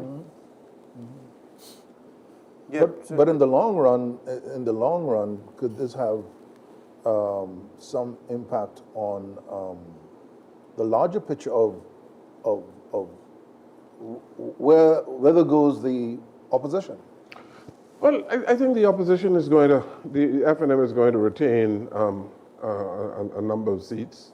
We know that Michael Pindad is on the way to winning. Yeah, but let's say the PLP prevails tonight. He would have lost 3 elections. Grand Bahama. The by-elections, you mean?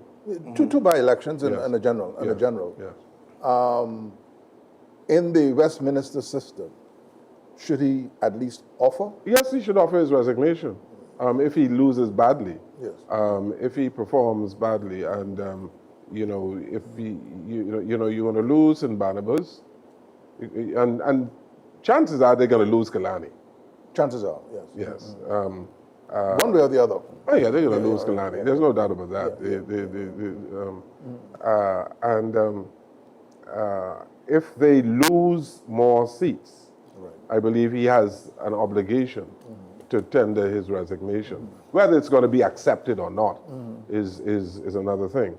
But the PLP is certainly, we can almost project that the PLP is going to win this general election based on the numbers that we see coming from. Something cataclysmic would have to happen. Yes, in order for them not to win. Most of the candidates are ahead in most of the constituencies. But again, for this particular general election, the performance of the COI has improved. Has improved, no question. No question. Right. Gentlemen, we have some more. If we'd like to go to the latest results that are coming out, and it's again out of Pinewood. We're seeing 83 for the COI, 56 for the FNM, and 102 for the PLP. That's polling division number 6 in Pinewood. Polling division number 8 in Pinewood. The COI 91, the FNM 107, the PLP 44. Polling division number 7B in Centerville. 13 for the COI, 18 for the FNM, 112 for the PLP. Killarney, polling division number 5. The COI 57. The FNM 124. The PLP 112. Dr. Minnis 34. St. Anne's, the COI, St. Anne's polling division number 2. The COI 11, the FNM 132, the PLP 74, Killarney 10B, the COI 27, the FNM 122, the PLP 119, the FNM 25, St. Anne's polling division number 4, the COI 37, the FNM 99, the PLP 89, and that's what we have so far. Well, this is another interesting one, St. Anne's. We do have some more coming in from Yamacor right now, just coming in. That is 21 for the COI in polling division number 9, 114 for the FNM, 103 for the PLP. In Freetown, I believe this is the first we're getting out of Freetown.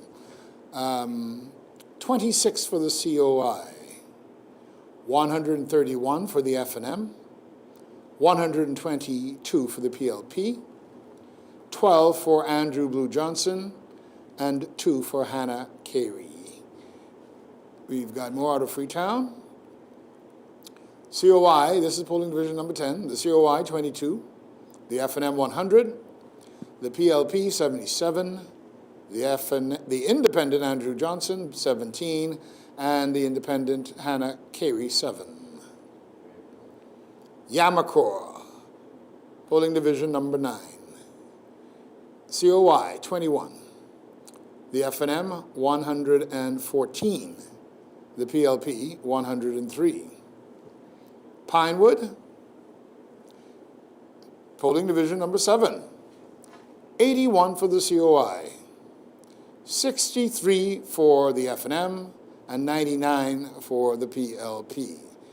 More in Pinewood. The polling division number 9, COI 108, 48 to the FNM, 106 to the PLP. Freetown, polling division number 9, this looks like.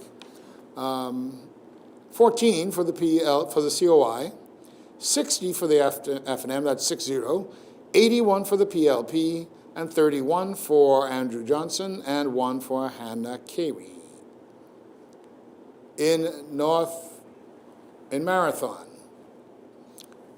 this is polling division number 1, 40 for the COI, 58 for the FNM, 84 for the PLP. Long Island, polling division number 9, the COI 29, the FNM 91, the PLP 136, and 3 for the independent Natasha Turnquest. And this is the last poll for Long Island coming up. That was the last poll for Long Island. We've got another one from Seabreeze, polling division number 4.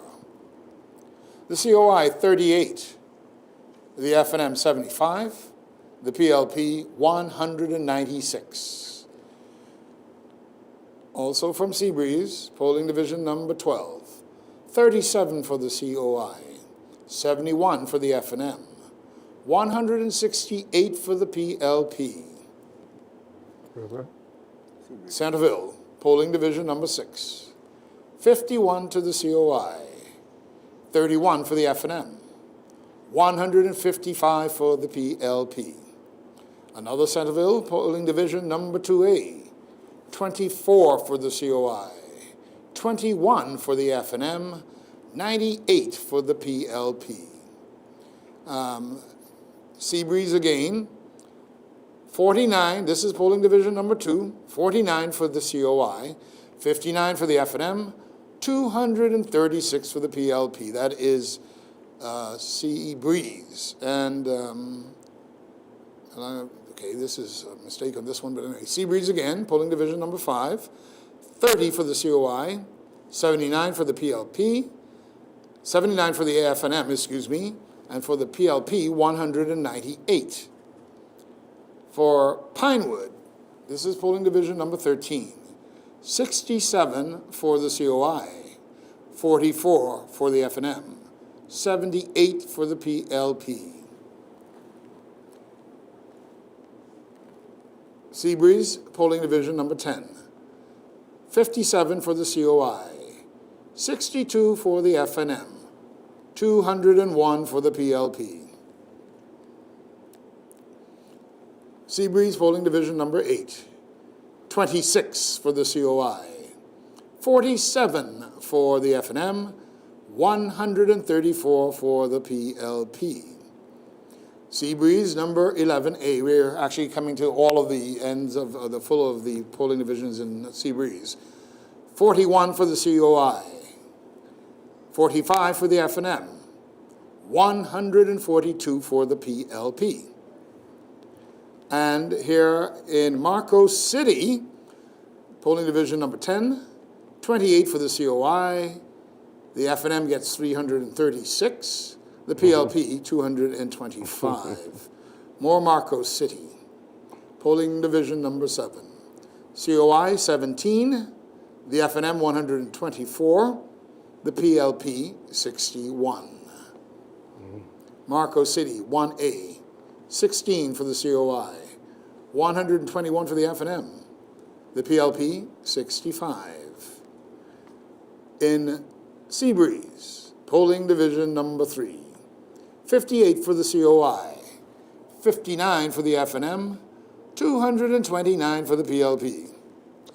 Leslie is definitely the projected, Leslie Miller Bryce, the projected winner for Seabreeze. Tall Pines, first we're getting out of here. Polling division number 2, 48 for the COI, 75 for the FNM, PLP 107. Tall Pines, polling division number 12, the COI 41, 67 for the FNM, 66 for the PLP.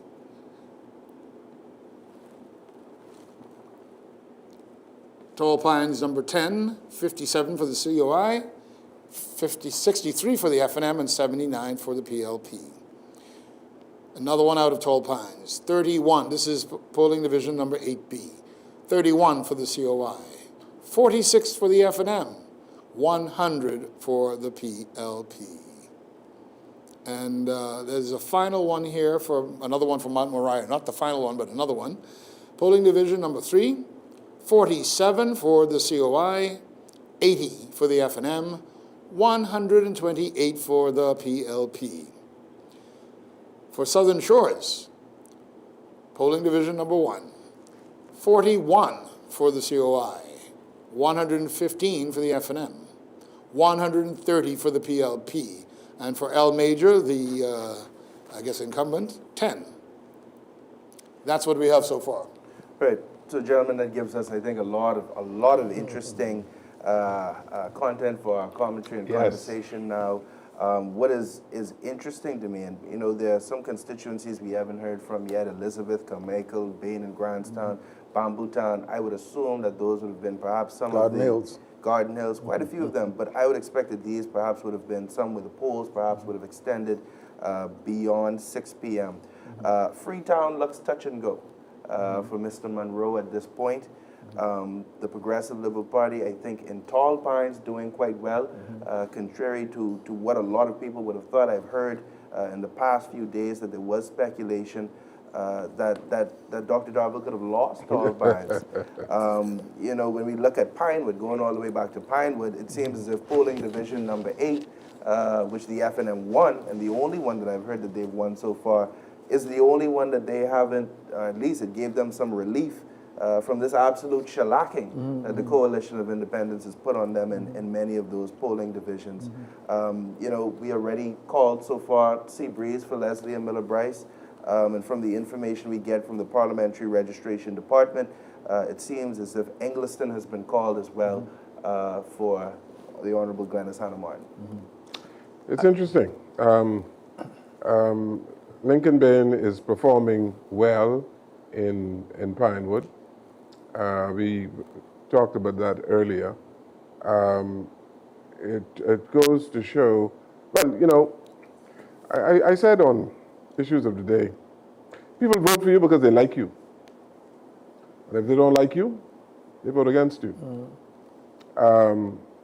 So let's explain why the women in the East are able to win all of the polling divisions.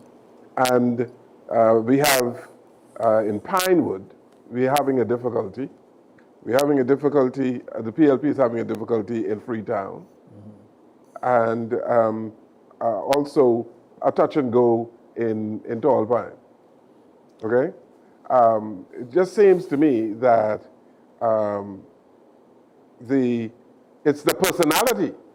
The women are beloved. Yes, but Jomo Campbell is beloved. Yes. And let's go down the line. You have some other men who are doing extremely well. And that's the point I make. What about Freetown? Why do you think it is that it looks at this point personality? Personality. Member of Parliament just doesn't connect? Or? Personality. Wayne Monroe, very able Minister of National Security. But he doesn't have a warm and fluffy kind of personality. It's sort of like one of the brightest minds in the country. Yes. Is Sean McQueenie. Sure. And at a certain point, Sir Lyndon named him as the candidate in Yellow Elder. Sean went to about Three at the time. Oh yeah, went to 10, 15 houses and decided, you know something? He didn't have the stomach for it. Yeah, I don't have the stomach for it. So He then moved to the Senate. Yeah. It's a personality thing, and Michael Pintard, for instance, is performing well in Marco City because of his personality. Yes. He's an outgoing person. He connects well, a very sociable man, and unlike some of the other men who you see are performing poorly. Mind you, they might edge out and make it over the finish line. You know, some of these candidates in the PLP, you have to really drag them over the finish line for them to win. But the party had to expend a whole lot of time, effort, and money in those constituencies. But if you cling to that personality explanation, how do you explain the longevity of a Loftus Roker? Loftus Roker was a worker, and Loftus Roker did, in terms of providing infrastructure in North Andros, the people in North Andros did extremely well. You know, we barged water from North Andros, and they had a beautiful airport in North Andros, good roads. He was Minister of Works, and he made things happen. Yep. So once again, I just want to say a thing about St. Anne's. sure. The incumbent is likely to prevail, but based on the numbers so far, his margin would be significantly reduced. Based on what I'm hearing, the PLP is garnering more votes in St. Anne's than in recent times. And that too may be due to personality, because Mr. Wong has a very affable, outgoing personality. Yes. Yeah. Right. Well, gentlemen, I think we have some more numbers coming in as well. We'll go to Julian again. We do, and it's coming in from Mount Moriah, polling division number 10. COI 30, the FNM 40, the PLP 185. Southern Shores, polling division number 8B.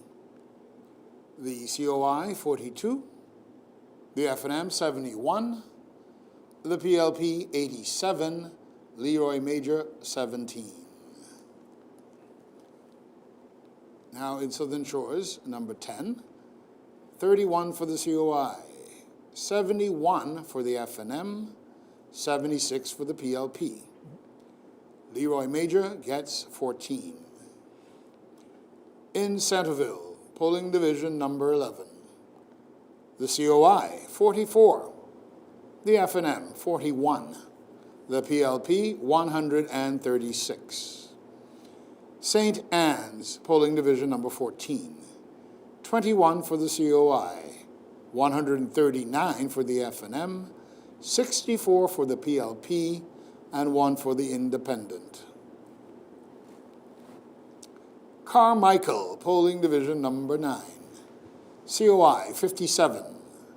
The FNM 84.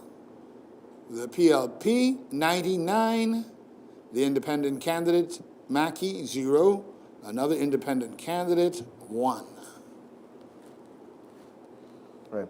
We also have more out of Carmichael, polling division number 13.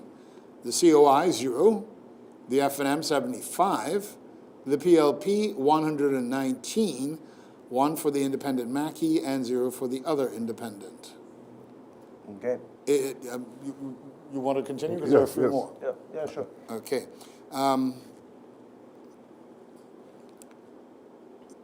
Polling division number 1B in Carmichael, the COI 23, the FNM 52, the PLP 76, 0 for Mackey, the independent, and 1 for the other independent. More from Carmichael. The COI 36, the FNM 49. This is polling division number 5B. The PLP 87, 1 for the independent Mackey, and 0 for the independent Knowles.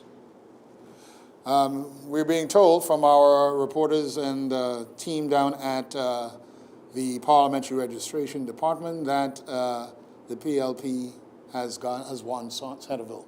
So that sounds good. Has done For what? Jomo, It's one Centerville. has won Centerville. Good. For Jomo Campbell. Right. So far, by my tally, so far for the government, for the PLP, we have Seabreeze, Angliston, Berry Islands, and Bimini, Centerville, as well as St. Barnabas. For the Free National Movement, we've called Marco City already, as well as I think, I'm not sure, we'll go back to Julian for some more numbers, and we'll try to ascertain from our people, reporters there, whether or not North Eleuthera has been called, because I think we went through all of the divisions in North Eleuthera. The numbers that I'm getting in now are from Freetown. Okay. Okay, so polling division number 1 in Freetown. COI 21, the FNM 104, the PLP 78, the independent candidate Blue Johnson 33, the other independent Hannah Carey 4. Freetown again, polling division number 10, 22 for the COI, 100 for the FNM, 77 for the PLP, 17 for Blue Johnson, and 3 for Hannah Carey. In Marathon, polling division number 6, COI 33, the FNM 71, the PLP 97. Also in Marathon, polling division number 4, the COI 36, the FNM 46, the PLP 143. Marathon polling division number 8, the COI 58, the FNM 85, and the PLP 109. In Pinewood polling division number 5, the COI 87, the FNM 57, the PLP 128. Again, in Pinewood, this is Yamakura, polling division number 6. Polling division number 6 in Yamakura. 34 for the COI, the FNM 167, the PLP 144. And in Pine Ridge on Grand Bahama, the COI 16. This is polling division number 2A. The COI 16. The FNM 29, the PLP 99, the independent 14. And let's see, we've got more from Pine Ridge. Polling division number 1, the COI 20, the FNM 46, the PLP 129, and the independent 19. Pine Ridge polling division number 2B. The COI 18, the FNM 52, the PLP 79, the independent 15. Pine Ridge polling division number 4, the COI 20, the FNM 43, the PLP 139, the independent candidate 10. Pine Ridge polling division number 6, the COI 18, the FNM 46, the PLP 55, the independent candidate 8. Pine Ridge, polling division number 9, the COI 17, the FNM 60, the PLP 83, the independent 11. Again in Pine Ridge, polling division number 11 this time, the COI 36, the FNM 70 that is, the PLP 136, the independent 23. And in Pine Ridge, polling division number 1, 20 for the COI, 46 for the FNM, 129 for the PLP, that's 129 for the PLP, 19 for the independent. And Yamakor, polling division number 13, 16 for the COI, 123 for the FNM, PLP 89. Yamacraw Polling Division number 1. 37 for the COI, 100 for the FNM, 157 for the PLP. Yamacraw Polling Division number 5, 51 for the COI, the FNM 60, 138 for the PLP. Yamacraw Polling Division number 4, 40 for the COI, 95 for the FNM, 155 for the PLP. Yamacraw Polling Division number 12, 16 for the COI, 119, 119 for the FNM, 92 for the PLP. And that's what we have so far. Right, so from what we see there, of course, the Progressive Liberal Party putting up high numbers in Pine Ridge. The independent candidate, I believe, Mr. Frederick McAlpine in Pine Ridge, he is getting consistent support in every polling division, but certainly not enough to put him over the top. This is a race between the PLP and the Free National Movement in Pine Ridge. When we look at Yamacraw, of course, we saw some of those polling divisions where the Free National Movement had quite a bit of support, but the Progressive Liberal Party is putting up a valiant fight in Yamacraw. Well, the Progressive Liberal Party is leading in Yamacraw. I'm projecting that they can win in Yamacraw. Zane will win Yamacraw. Ginger Moxie has won in Pine Ridge. Michael Alquitas in St. Barnabas. Leslie Miller Bryce won in her constituency, Seabreeze. We can say that Pierre Glover won in Golden Gates. Sebastian Bastian won in Fort Charlotte. I. Chester Cooper won in Exuma, Ragged Island. Glenasana Martin won in Angliston. Jobeth Colby won in Elizabeth.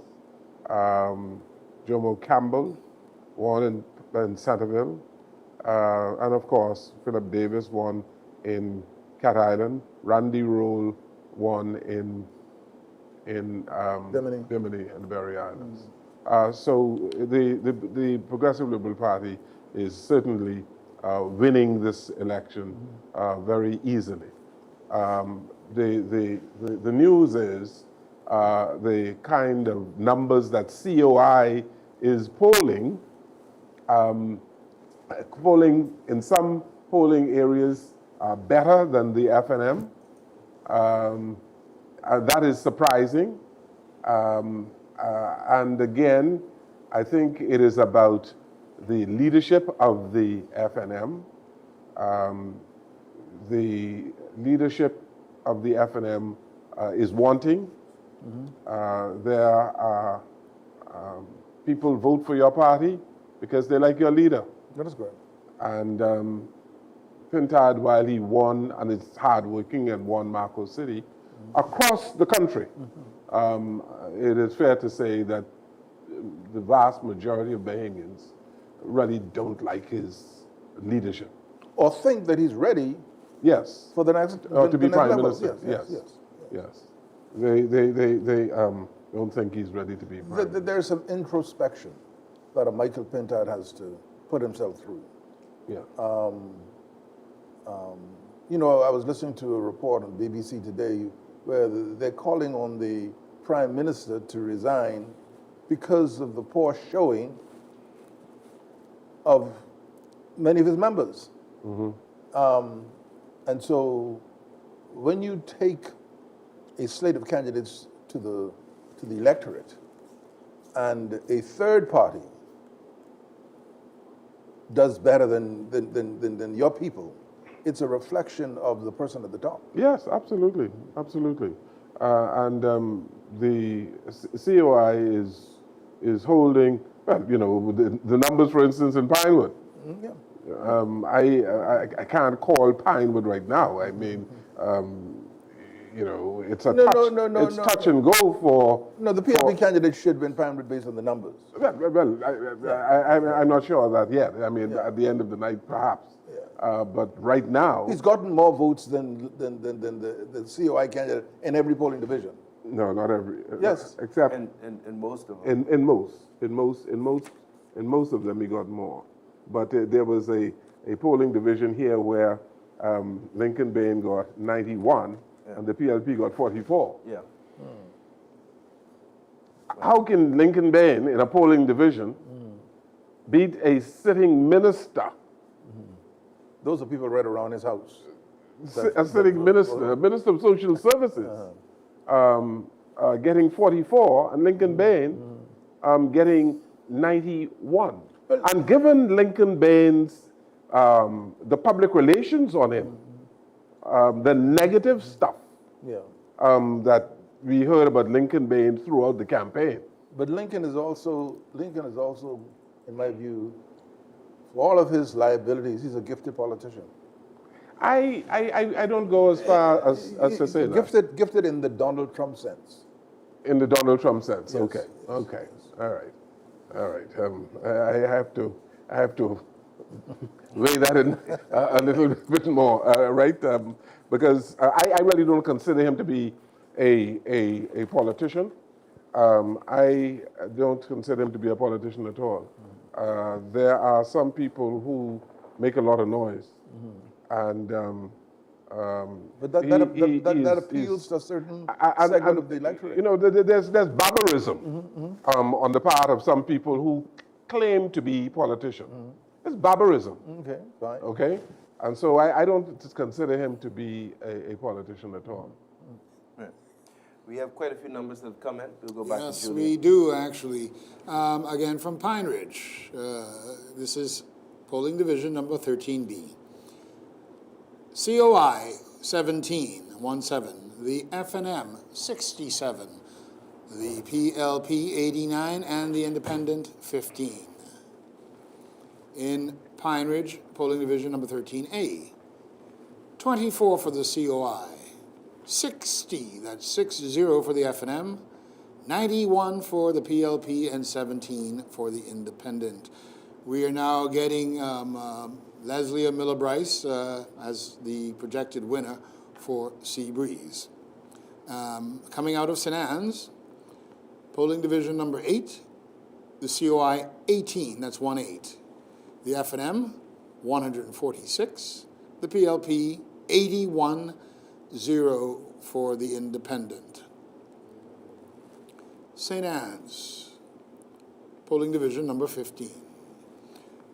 COI 8, the FNM 130, the PLP 39, the Independent 0.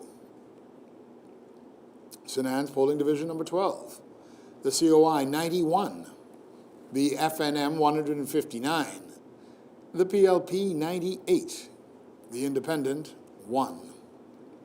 Freetown polling division number 11, the COI 26, the FNM 110, the PLP 114, the Independent 24, and then the other, that's Andrew Blue Johnson, the Independent 24, and the Independent Hannah Carey 7. Freetown again, polling division number 3, 16 for the COI, 77 for the FNM, 72 for the PLP, and 20 for the Independent Andrew Blue Johnson. Hannah Carey, the Independent, also gets 5.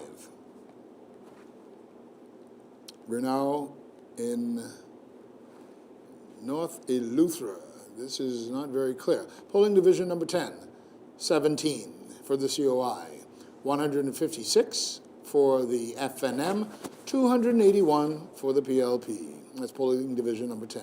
Polling division number 12, 39 for the COI, 110 for the FNM, 177 for the PLP.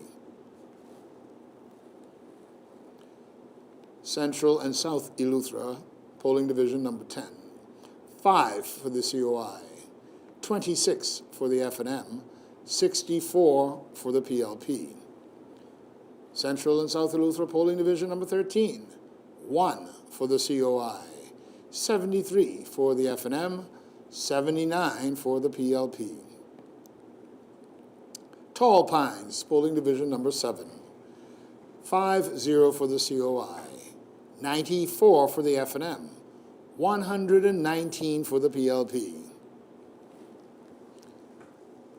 Pine Ridge Polling Division number 12, 17, that is, for the COI, 17, 79 for the FNM, 96 for the PLP, and 21 for the independent. Pine Ridge Polling Division number 3B, 18 for the COI, 56 for the FNM, 89 for the PLP, 20 for the independent candidate. In Central Grand Bahama, 18 for the COI, 70, that's 70 for the FNM, and 73 for the PLP. Also from Central Grand Bahama, 38 for the COI, this is Polling Division 12B, 229, for the FNM, that's 229 votes for the FNM, and 300 for the PLP in Polling Division number 12B in Central Grand Bahama. Central Grand Bahama number 8B, Polling Division 8B, 17 for the COI, 84 for the FNM, 58 for the PLP. Tall Pines, Polling Division number 13, 51 for the COI, 65 for the FNM, 112 for the PLP. Now in Fort Charlotte, Polling Division number 9B, 18 for the COI, 76 for the FNM, 162 for the PLP. Tall Pines, Polling Division number 9, 64 for the COI, 144 for the FNM, 290 for the PLP. Tall Pines, Polling Division number 8, 64 for the CO1, 124 for the FNM, 140 for the PLP. Pinewood, Polling Division number 4, 115 for the COI, 204 for the FNM, 270, that's 270 for the PLP. More out of Pinewood, Polling Division number 1, 82 for the COI, 81 for the FNM, 117 for the PLP. Fort Charlotte, Polling Division number 11, 7 for the COI, 113 for the FNM, 147 for the PLP. North Eleuthera Polling Division number 2, COI 6, the FNM 59, the PLP 88. Still in North Eleuthera, Polling Division number 3, 27 for the COI, 152 for the FNM, and 218 for the PLP. Pinewood, Polling Division number 1, 82 for the COI, 81 for the FNM, 117 for the PLP. Golden Isles, Polling Division number 8A, 31 for the COI, 61 for the FNM, 93 for the PLP, and 2 for the independent. For Golden Isles, Polling Division number 4A, 37 for the COI, 94 for the FNM, 92 for the PLP, and 2 for the independent. And we have one more out of Polling Division number 1 in St. Barnabas. Polling Division number 1 in St. Barnabas, 24 for the COI, 56 for the FNM, 227 for the PLP.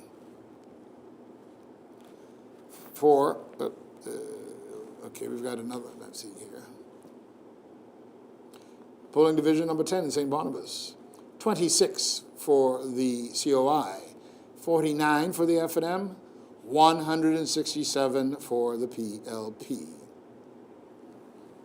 St. Barnabas, polling division number 11, 25 for the COI, 53 for the FNM, 105 for the PLP. In Golden Isles, polling division number 8B, 22 for the COI, 59 for the FNM, 74 for the PLP, and 2 for the Independent. And that's all we've got for now. Okay. You know, gentlemen, we've had some numbers come in. The races still seem to be very much so neck and neck as it relates to North Eleuthera, Pinewood, Central, and South Abaco. We've talked about some of those various constituencies that the Progressive Liberal Party has projected that they have won.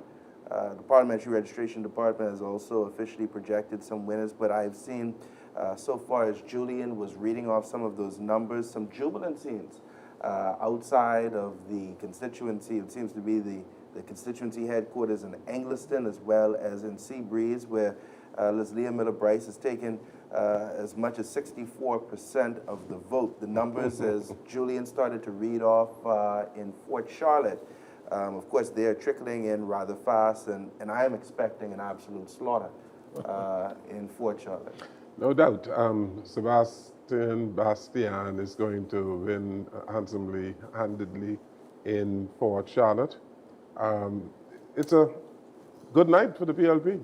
No question. The best night they've had for several elections, even better than the last general elections in terms of numbers. I'm looking at Long Island, and it's the lady there, the PLP candidate, is performing extremely well. I don't know if we can make a projection there as yet, but I know that Obi Roberts is won in Southern Shores. In Southern Shores. Oh, wow. Michael Bonamy in Mount Moriah. Of course, Leon Lundy has won in Andros. Jamal Strawn in Nassau Village. We can project him as a winner. And then, of course, we talked about Halkitas and St. Barnabas. Ginger Moxie in Pine Ridge. There's Leah, Bryce, Pierre Glover, and it's an excellent night for the Progressive Liberal Party. I projected 27 seats. 27? Yeah. You probably would be. I think it might go over 27. I think you might look from about 28 to 30 seats. Right. You know, my faith in the people of Mount Moriah has been vindicated in hearing that Mr. Michael Bonamy has won, has been re-elected in Mount Moriah. You know, the issues that we have seen in terms of the Free National Movement's candidate in Mount Moriah, headlines as of recently, which would have made mention to a legal issue, a legal problem faced by a business partner of his, and that's to put it perhaps very, very nicely, very politely. But given the issues that that has embattled him over the past couple of weeks, it was surprising to me that the Free National Movement decided to still run him in Mount Moriah as opposed to replacing him with some secondary candidate. Well, he has sullied the ticket of the Free National Movement, and if I were leader of the party, I would have pulled him, recalled the nomination some time ago. Just by the mere appearance. Yes. But that is one of those issues. As a matter of fact, the former Prime Minister Dr. Menace said that he would have dealt with that issue before a second news cycle. And that is one of these issues, that is one of these mistakes, one of these faux pas that has to be placed squarely at the feet of Mr. Pinto. Yeah, no doubt. I'm pleasantly, well, let me put it another way. Dr. Davil is performing well in Tall Pines. We had heard of certain difficulties that he had in Tall Pine, but Tall Pines is delivering Dr. Davil. Yes, absolutely. And Miles LaRoda is coming through in Pinewood. He's definitely He's in a fight, but yeah. he's He's projected to win. Yeah. He's projected to win in Pinewood. I think he has almost 100 points so far, almost 100 votes over Mr. Bain. I think we're only waiting on one or two more polling divisions in Pinewood. Yamacraw, Zane Lightburn, we can almost project that he is going to win Yamacraw as well. So, Dr. Raming, you know, you're number 27. You have to look at it again. But some of these numbers, and as they're coming in, some of them are still coming in, and even though winners are being projected, you know, it goes back to something that we spoke about earlier in the program. But you can see the trend, you see. Which is, and candidates know which polling divisions they will do good in, and they know which polling divisions are F&M or PLB or COI polling divisions. So it means that the Bahamas is joining the rest of CARICOM in rewarding good governance.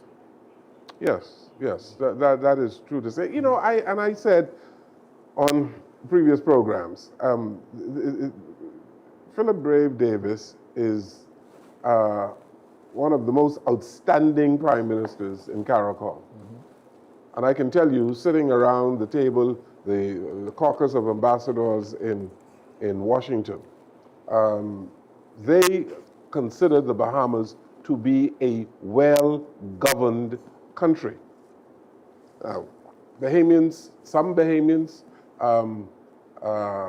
of course, those in the opposition, would not agree with that. Right. But by and large, people who look at the Bahamas from outside, they look at our country as being well governed. I mean, what other country got 2 upgrades by Moody's? In the same fiscal year. In the same fiscal year. I mean, it's you know, you have to respect that.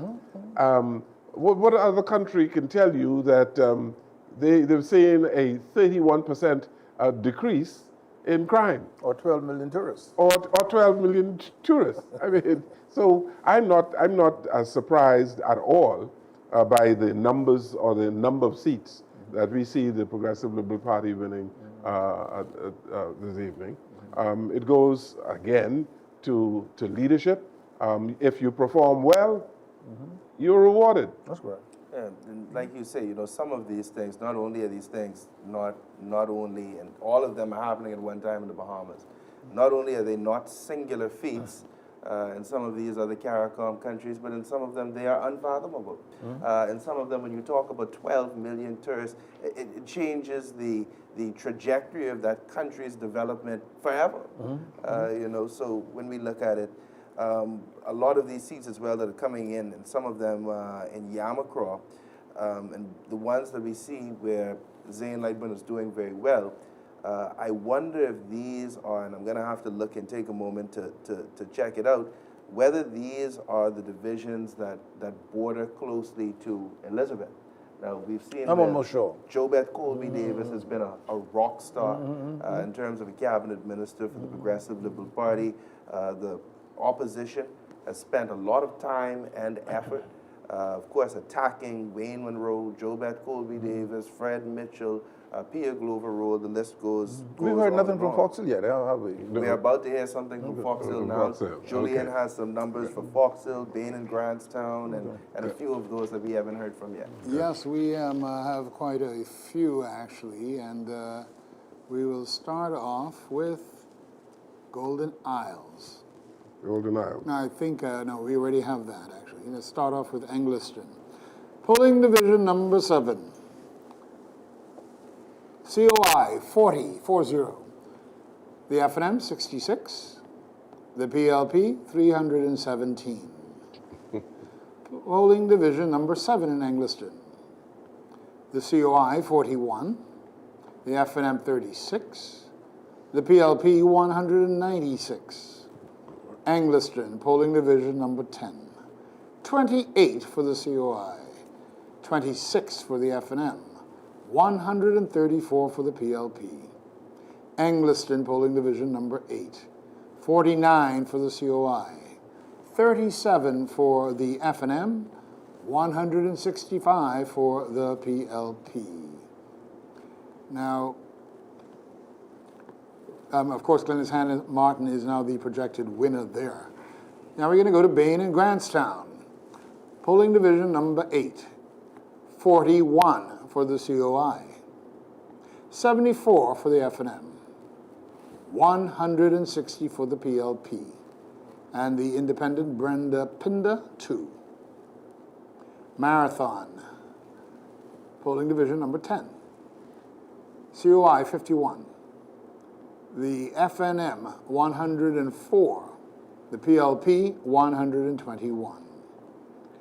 From Carmichael, polling division number 5B, the COI 36, the FNM 49, the PLP 87, the independent candidate Mackey 1, the independent candidate Knowles 0.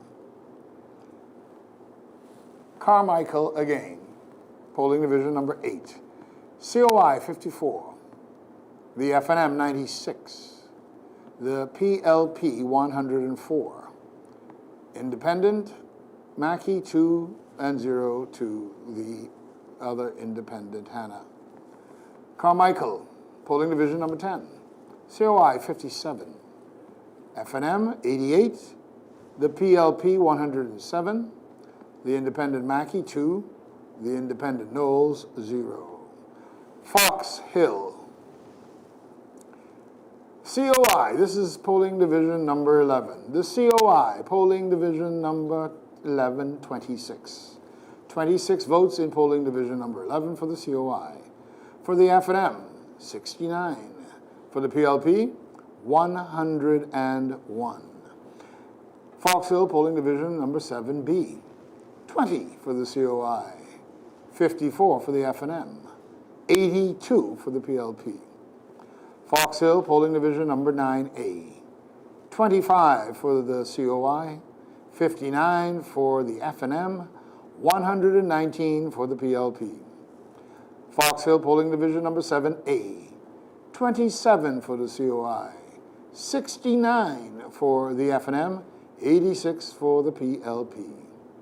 Polling division number 2 in Fox Hill, 15. That's 1-5 for the COI, 66 for the FNM, 83 for the PLP. Yamacraw, polling division number 10, 33 for the COI, 85 for the FNM, and 85 for the PLP. Polling division number 7 in Yamacraw, 19 for the COI, 44 for the FNM, 100 for the PLP. We got more from Kalani now. Polling division number 28. Polling division number 3, excuse me. The COI, 28. The FNM, 154. The PLP, 138. And Dr. Minnis, 41. In Fox Hill again, polling division number 9B. 18 for the COI, 63 for the FNM, 82 for the PLP. Fox Hill polling division number 12B, 33 for the COI, 56 for the FNM, 110 for the PLP. Fox Hill polling division number 3A, 29 for the COI, 69 for the FNM, 117 for the PLP. St. Anne's, polling division number 13, 36 for the COI, 135 for the FNM, 110 for the PLP, and 2 for the Independent. St. Anne's Polling Division number 1, 21 for the COI, 168 for the FNM, 75 for the PLP, and 2 for Otis Forbes, the Independent. Southern Shores Polling Division number 11, 58 for the COI, 98 for the FNM, 97 for the PLP, and 12 for the Independent. That's Leroy Major. Polling Division number 2 in Southern Shores, 40 for the COI, 57 for the FNM, 81 for the PLP, and 8 for Leroy Major, the Independent. Southern Shores Polling Division number 8A, 44 for the COI, 100 for the FNM, 123 for the PLP, and 16 for the Independent.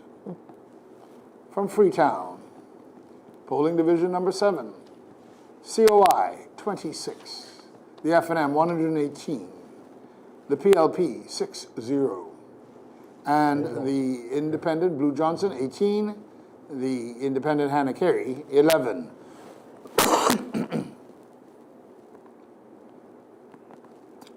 Freetown again, Polling Division number 2, the COI 23, the FNM 106, the PLP 102, the Independent Blue Johnson 30, and 5 for the Independent Hannah Carey.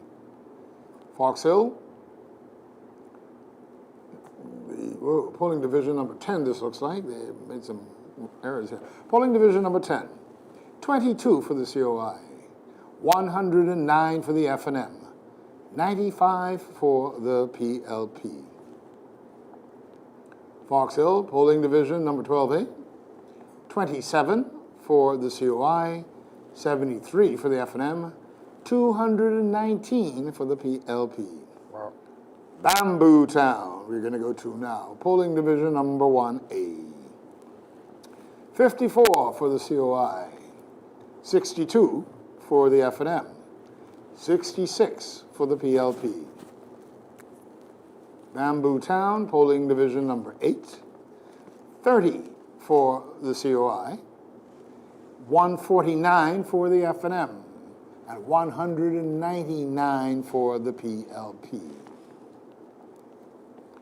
Bamboo Town, Polling Division number 1B, 36 for the COI, 53 for the FNM, 70, that's 70 for the PLP. Bamboo Town, 12B, COI 31, the FNM 54, the PLP 57. Bamboo Town, Polling Division number 12A, 28 for the COI, 57 for the FNM, 62 for the PLP. Bamboo Town, Polling Division number 13, 29 for the COI, 54 for the FNM, 80 for the PLP. From West Grand Bahama, the COI 7. This is Polling Division number 5A. The COI 7. The FNM 55. The PLP 65. West Grand Bahama, Polling Division number 4B. 20 for the COI. 70 for the FNM. And 77 for the PLP. West Grand Bahama, Polling Division number 8. The COI 15, 114 for the FNM, 122 for the PLP. West Grand Bahama, Polling Division number 7. 25 for the COI, 76 for the FNM, 139 for the PLP. The West Grand Bahama Polling Division number 4A, 12 for the COI, 66 for the FNM, 75 for the PLP. West Grand Bahama Polling Division number 3, 8 for the COI, 67 for the F&M, 171 for the PLP. West Grand Bahama Polling Division number 2, 10 for the COI, 37 for the F&M, 95 for the PLP. West Grand Bahama Polling Division number 5B, 9 for the COI, 69 for the F&M, 103 for the PLP. West Grand Bahama Polling Division number 1, 17 for the COI, 128 for the F&M, 336 for the PLP.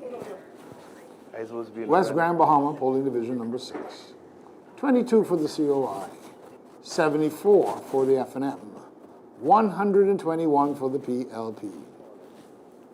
West Grand Bahama Polling Division number 9, 23 for the COI, 72 for the F&M, and 121 for the PLP. West Grand Bahama Polling Division number 10, 40 for the COI, 95 for the F&M, 141 for the PLP. West Grand Bahama Polling Division number 11, 33 for the COI, 163 for the F&M, 318 for the PLP. West Grand Bahama Polling Division number 12, 125 for the COI, 122 for the F&M, 114 for the PLP. And we got more from Bamboo Town now, 56 for the COI, 107 for the F&M, 110 for the PLP. Bamboo Town Polling Division number 9, the COI, 49, the F&M, 92, the PLP, 102. And Bamboo Town Polling Division number 6, 39 for the COI, 82 for the F&M, 98 for the PLP. Bamboo Town Polling Division number 7, 49 for the COI, 82 for the F&M, 106 for the PLP. 106. Bamboo Town Polling Division number 5, 43 for the COI, 85 for the F&M, 94 for the PLP. Bamboo Town Polling Division number 9, 54 for the COI, 103 for the F&M, 104 for the PLP. Bamboo Town Polling Division number 3, 49 for the COI, 138 for the F&M, 221 for the PLP. More Fox Hill for us now. 5A is the polling division. 28 for the COI, 50 for the F&M, and 109 for the PLP. Fox Hill Polling Division number 6A, 20 for the COI, 67 for the F&M, 143 for the PLP. Fox Hill Polling Division number 6B, COI 23, F&M 51, the PLP 128. Fox Hill Polling Division number 8, the COI 30, that's 30. The F&M 98, the PLP 140. Pinewood Polling Division number 10, 77 for the COI, 70 for the F&M, 113 for the PLP. Amen. And apparently this is the last set for Mount Moriah. Polling Division number 9, 44 for the COI, 75 for the F&M, 157 for the PLP. Mount Moriah, Polling Division number 6, 45 for the COI, 140 for the F&M, 356 for the PLP. Mount Moriah, Polling Division number 8A, 46 for the COI, 46 for the COI, 176 for the F&M, and 340 for the PLP. We've got just a few more. There's Pinewood. There's 11, polling division number 11. That's 111 for the COI, 85 for the F&M, and 122 for the PLP. I believe we're going to take a break. Yes, you know, that was a long stretch of numbers. We'll take a break, of course, when we come back. But before we take the break, Christian, we can project Fred Mitchell is going to win Fox Hill.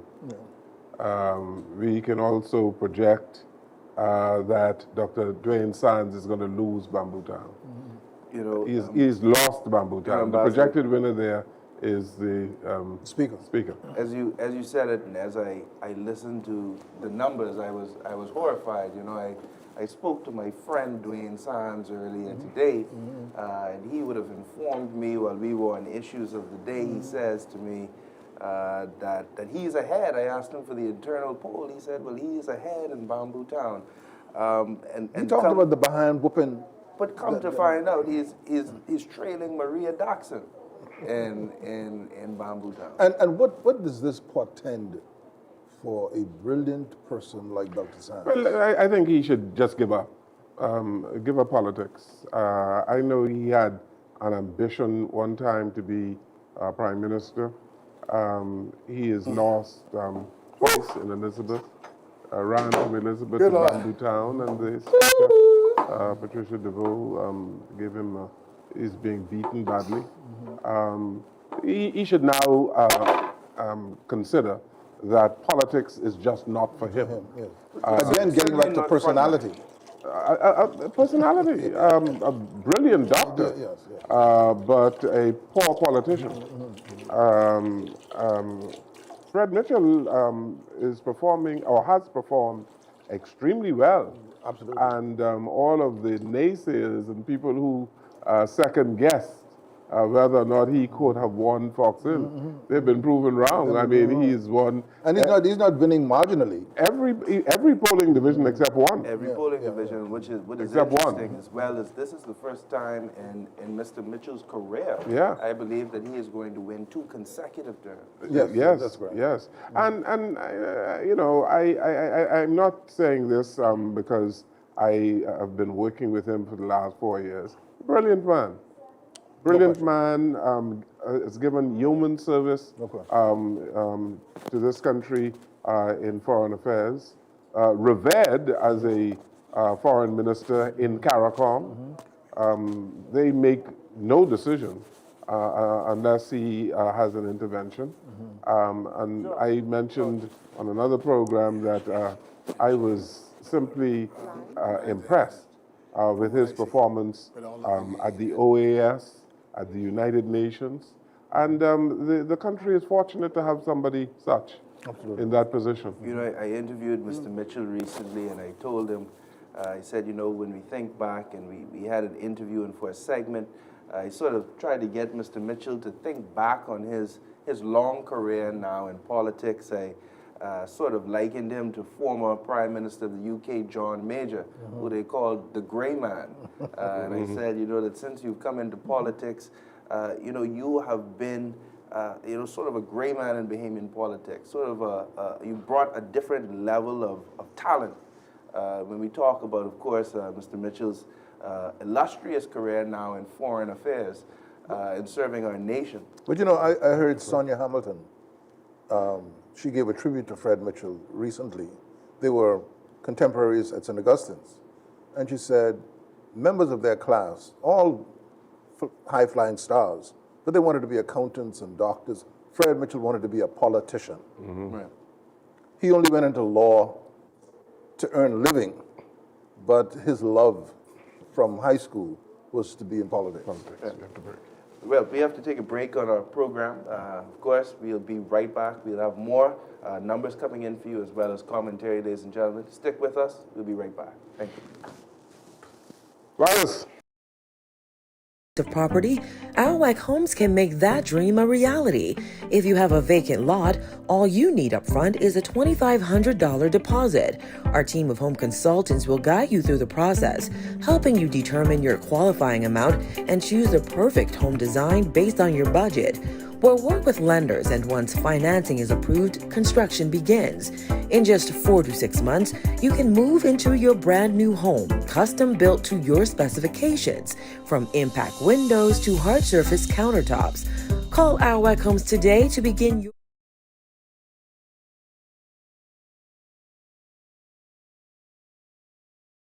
Have you always dreamed of building a beautiful home or duplex on your own piece of property? Outback Homes can make that dream a reality. If you have a vacant lot, all you need up front is a $2,500 deposit. Our team of home consultants will guide you through the process, helping you determine your qualifying amount and choose the perfect home design based on your budget. We'll work with lenders, and once financing is approved, construction begins. In just 4 to 6 months, you can move into your brand new home, custom built to your specifications, from impact windows to hard surface countertops. Call Outback Homes today to begin your journey to home ownership. Outback Homes, building dreams into reality. I want Bahama Grill when I get hungry. Call us at 356-4745. Barbecue pork ribs or baby back and the beef brisket. You got to try that. Add mac and cheese, potato salad, platin and rice. And go too. Call 356-4745. I want Bahama Grill, morning, noon or night. Donkey Kong Balls Coke, grill or fry some soup and snapper. Fresh veg, green salad, even roast corn. Once you visit Bahama Grill, you want to come back.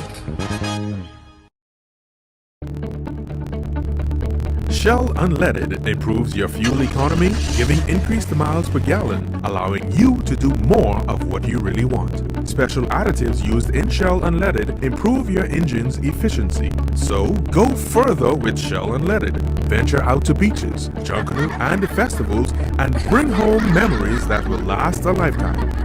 Shell, fueling journeys that matter.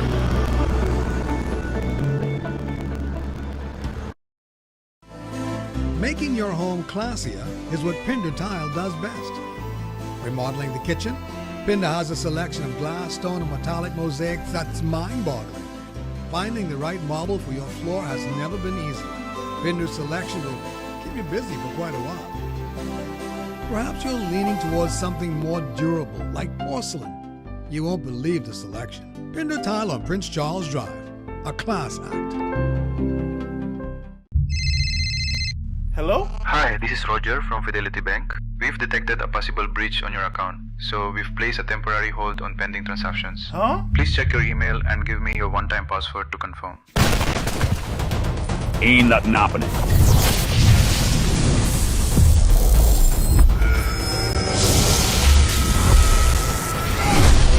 Whoa. Remember, Fidelity will never ask for your account details. If in doubt, contact us first. Fidelity Bank, protecting what matters most.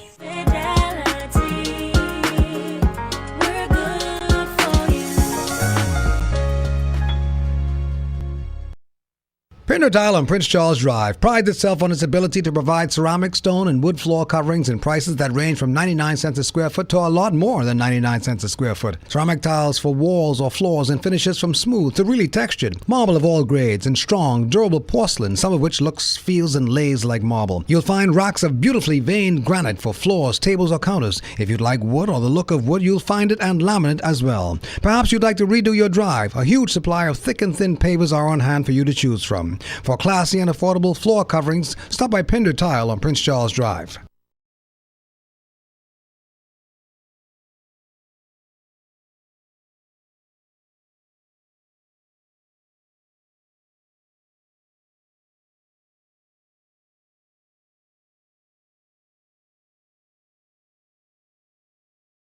Have you always dreamed of building a beautiful home or duplex on your own piece of property?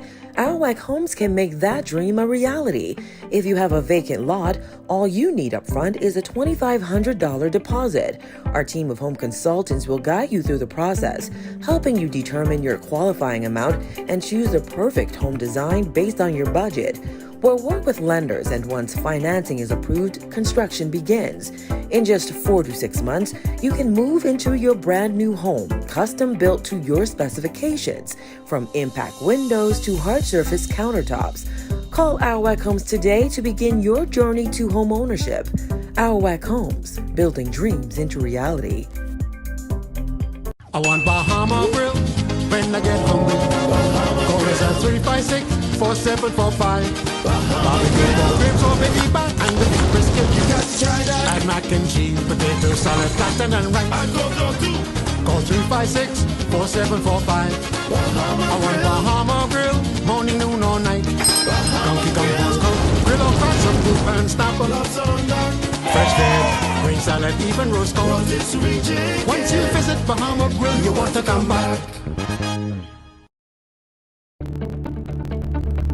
Shell Unleaded improves your fuel economy, giving increased miles per gallon, allowing you to do more of what you really want. Special additives used in Shell Unleaded improve your engine's efficiency. So go further with Shell Unleaded. Venture out to beaches, jungle, and festivals and bring home memories that will last a lifetime. Shell, fueling journeys that matter.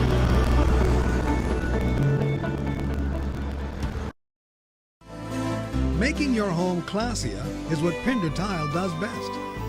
Remodeling the kitchen, Pinder has a selection of glass, stone, and metallic mosaics that's mind-boggling. Finding the right marble for your floor has never been easy. Pinder's selection will keep you busy for quite a while. Perhaps you're leaning towards something more durable, like porcelain. You won't believe the selection. Pinder Tile on Prince Charles Drive, a class act. Hello? Hi, this is Roger from Fidelity Bank. We've detected a possible breach on your account, so we've placed a temporary hold on pending transactions. Huh? Please check your email and give me your one-time password to confirm. Ain't nothing happening.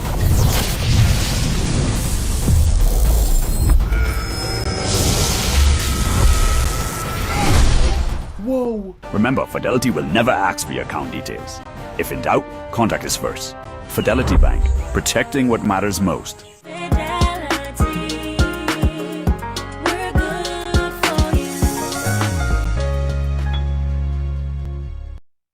Pinder Tile on Prince Charles Drive prides itself on its ability to provide ceramic, stone, and wood floor coverings in prices that range from 99 cents a square foot to a lot more than 99 cents a square foot. Ceramic tiles for walls or floors and finishes from smooth to really textured. Marble of all grades and strong, durable porcelain, some of which looks, feels, and lays like marble. You'll find racks of beautifully veined granite for floors, tables, or counters. If you'd like wood or the look of wood, you'll find it and laminate as well. Perhaps you'd like to redo your drive. A huge supply of thick and thin pavers are on hand for you to choose from. For classy and affordable floor coverings, stop by Pinder Tile on Prince Charles Drive.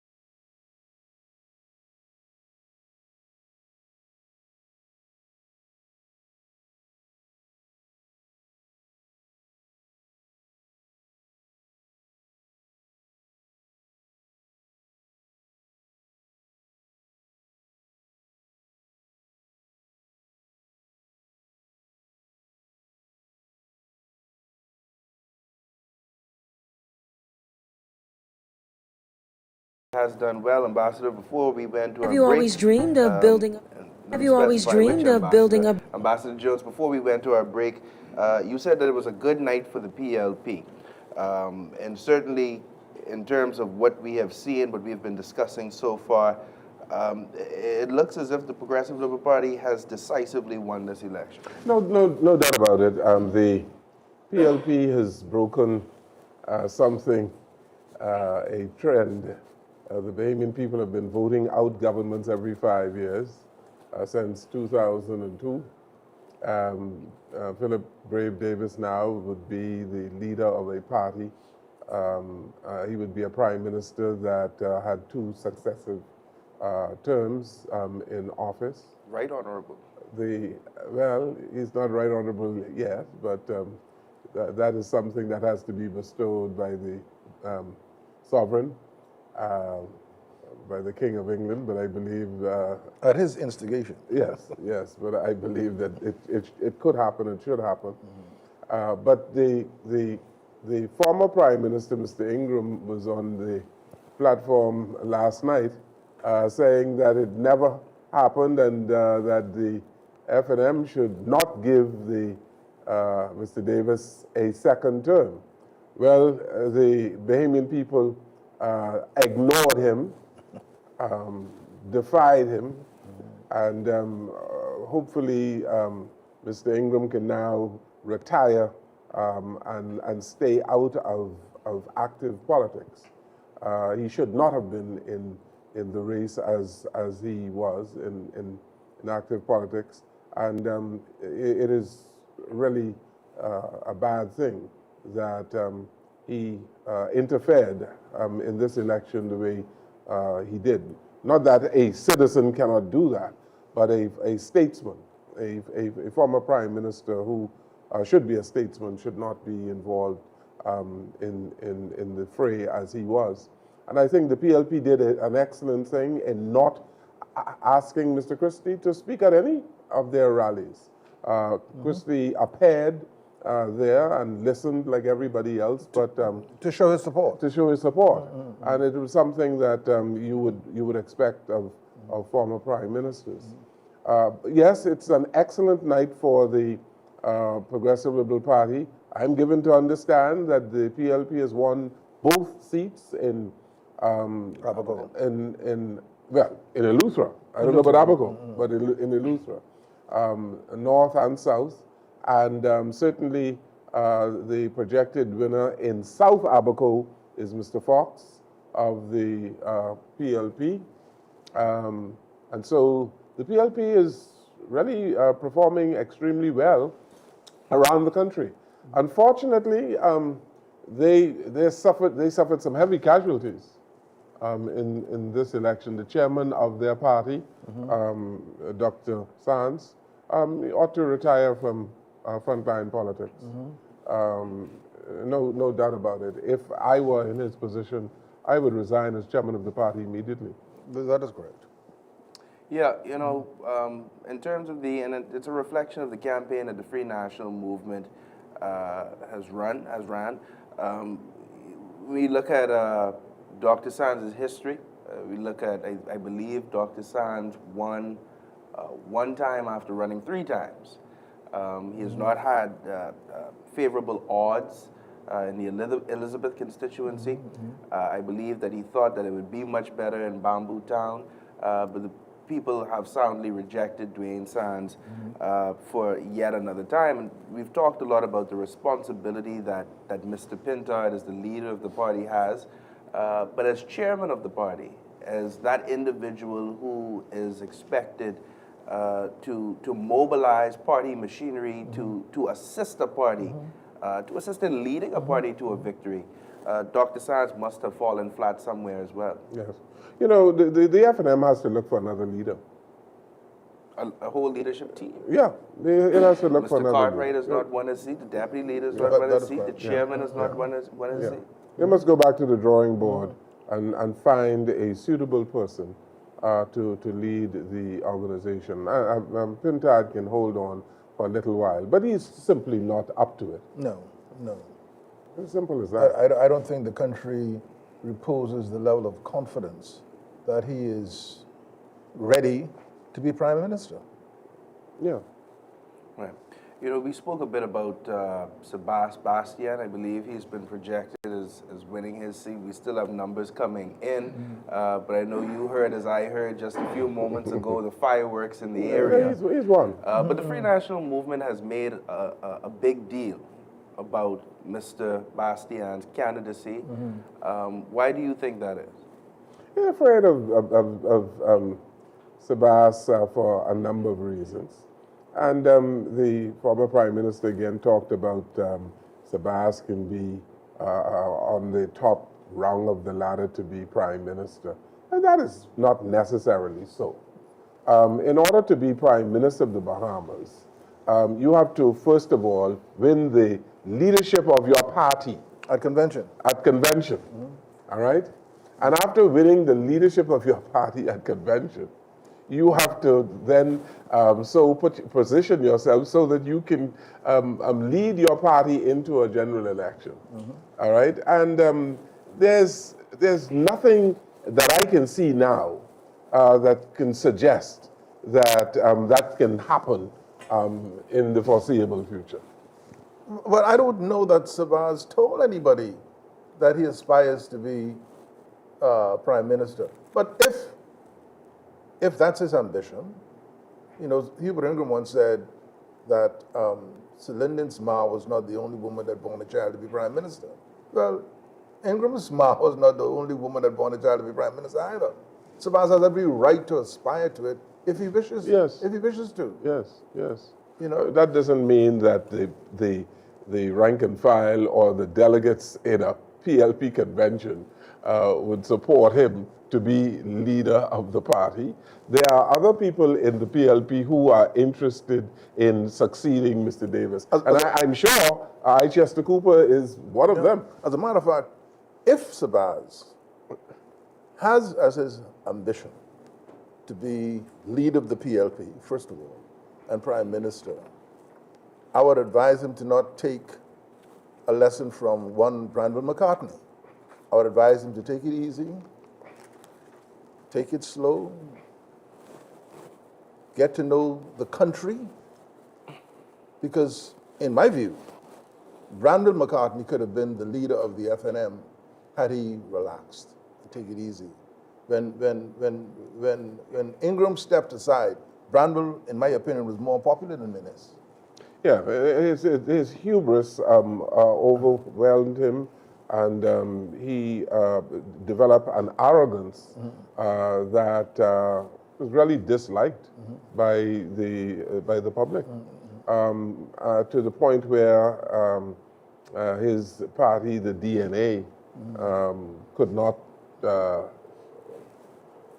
gain the confidence of the electorate. That level of hubris and arrogance was also seen in Michael Pintard. But Mr. McCartney is far more formidable than Mr. Bain, for example, who seems to be popular in Pinewood, and his party has gotten quite a few votes this evening. But since we mentioned the DNA as well, I want to ask about Arinthia Komalafi, the former leader of the DNA, and what her effect has been since joining the Free National Movement. And none. She's a talented person, but she just happened to choose the wrong side at the wrong time. If you know, timing is everything in politics. And her timing is just off. If she really wanted a seat in the Parliament of the Bahamas, she should have joined the PLP. She told me a long time in an interview I had on the Issues of the Day program that you now host, that she was once a PLP. She used to be Miss PLP. Okay. I told her that she was making a fundamental mistake, and that what she should have done was to get a nomination from the PLP, because she is talented. I feel the same way about Dr. McIver. She's a very gifted person. Yes. A patriot. Had she gravitated to one of the major parties. Yes. Either one. I'm sure she would have garnered a nomination. Absolutely. And her fortunes tonight may have been quite different. Absolutely. Right. Well, at this point, gentlemen, if you're ready, we have some more numbers. Julian, are we ready with any more numbers? Yes, we are. We have quite a few, actually. Let's see. Let's go way back. And we'll start with Killarney, I think it is. Yes. Okay, let's hear Kalani. Understand that is a very close race, Kalani, eh? Yeah, Killarney, polling division number 6, COI 22, the FNM 104, the PLP 99, Dr. Minnis 20. Killarney, polling division number 1B, 44 for the COI, 210 for the FNM, 281 for the PLP. 76 for Dr. Minnis. Let's go to Exuma and Ragged Island now. Polling division number 4. COI 2, the FNM 12, the PLP 99, and 2 for the Independent. Polling division number 6, Exuma and Ragged Island, 20 for the Coalition of Independents, 48 for the FNM, 145 for the PLP. Exuma and Ragged Island, polling division number 10. COI 10, 32 for the FNM, 170 for the PLP. Polling division number 11, Exuma and Ragged Island, 15 for the COI, 58 for the FNM, 163 for the PLP. Exuma and Ragged Island, polling division number 12, 28 for the COI, 114 for the FNM, and 168 for the PLP. Exuma and Ragged Island, polling division number 13, 35 for the COI, 117 for the FNM, 186 for the PLP, and 1 for the Independent Taylor. Now to North Andros. The COI, this is polling division number 11. The COI 1, the FNM 12, 31 for the PLP. North Andros polling division number 10, 5 for the COI, 75 for the FNM, 120 for the PLP. I lost my place, okay. Excuse me. Polling division number 9 in North Andros, 6 for the COI, 104 for the FNM, 91 for the PLP. Polling division number 8 in North Andros, 1 for the COI, 50 for the FNM, 54 for the PLP. North Andros, polling division number 7, 3 for the COI, 7 for the FNM, 47 for the PLP. COI in polling division number 6, 0. FNM, 86, the PLP, 72. North Andros, polling division number 5, 5 for the COI, 27 for the FNM, and 65 for the PLP. North Andros, polling division number 4, 14 for the COI, 109 for the FNM, 174 for the PLP. North Andros, polling division number 3, 6 for the COI, 66 for the FNM, and 88 for the PLP. North Andros, polling division number 2. COI 9, the FNM 119, 180 for the PLP. North Andros, polling division number 1, 2 for the COI, 68 for the FNM, and 94 for the PLP. North Andros, polling division number 12, 2 for the COI, 29 for the FNM, 49 for the PLP. We've got something from Golden Gates now. Polling division number 4, 43 rather, that is, for the COI, 67 for the FNM, 104 for the PLP, 1 for the actual Independent. We've got in Golden Gates, polling division number 5, 35 for the COI, 50 for the FNM, 144 for the PLP, 2 for the independent. Polling division number 6 in Golden Gates, 42 for the COI, 58 for the FNM, 191 for the PLP, 1 for the independent. They've projected Michael Halkitis as the winner, the PLP candidate for St. Barnabas, with 1,044 votes. Golden Gates, polling division number 3, 49 for the COI, 162 for the FNM, 332 for the PLP, 2 for the independent. Golden Gates number 12A, 38 for the COI, 62 for the FNM, 83 for the PLP, and 0 for the independent. Golden Gates, polling division number 13, 48 for the COI, 83 for the FNM, 167 for the PLP, 0 for the independent. Golden Gates, polling division number 11, 29 for the COI, 33 for the FNM, 112 for the PLP, 0 for the independent. Golden Gates number 9, 39 for the COI, 41 for the FNM, 151 for the PLP, and 2 for the independent. We've got more from Pine Ridge, looks like. Okay, no, we finished with that. Okay. I think that is it for now. Right. We see here where Freetown has been called for Lincoln deal. Yep. It seems as if Wayne Monroe, the Minister of National Security, has lost his seat in the Parliament. Of course, we've heard some of those numbers coming out. Some of the numbers that I see from East Grand Bahama seem to suggest as if the Member of Parliament, Kwesi Thompson, is in the lead as well. Yep, I'm not surprised that Kwesi Thompson would win East Grand Bahama. And we had heard for a little while that Wayne Monroe, the Minister of National Security, was in trouble in Freetown. And it's unfortunate that he lost his seat because I think he did a very good job As minister. as Minister of National Security. Government leader in the House. We saw the reduction in crime. We saw, but again, personality. And I don't know if he wants to continue in politics.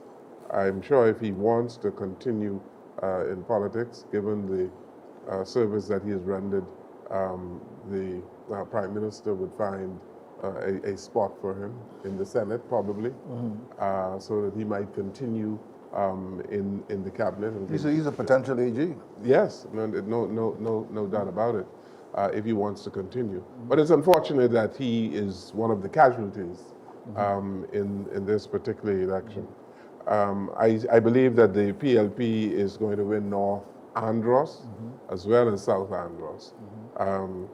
They are going to take Eleuthera, the 2 seats in Eleuthera, the 2 seats in Andros.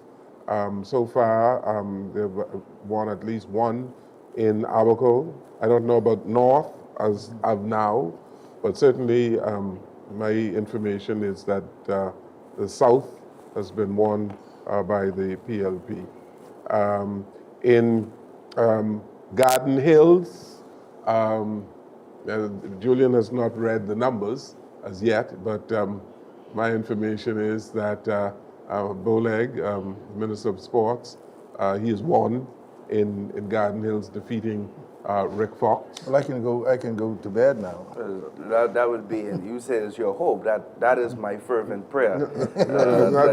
It's pretty much certain, coming from the Parliamentary Registration Department. We just don't have the numbers to read right now. Okay. So Boleg has defeated Rick Fox in Garden Hills. There is a God. Absolutely.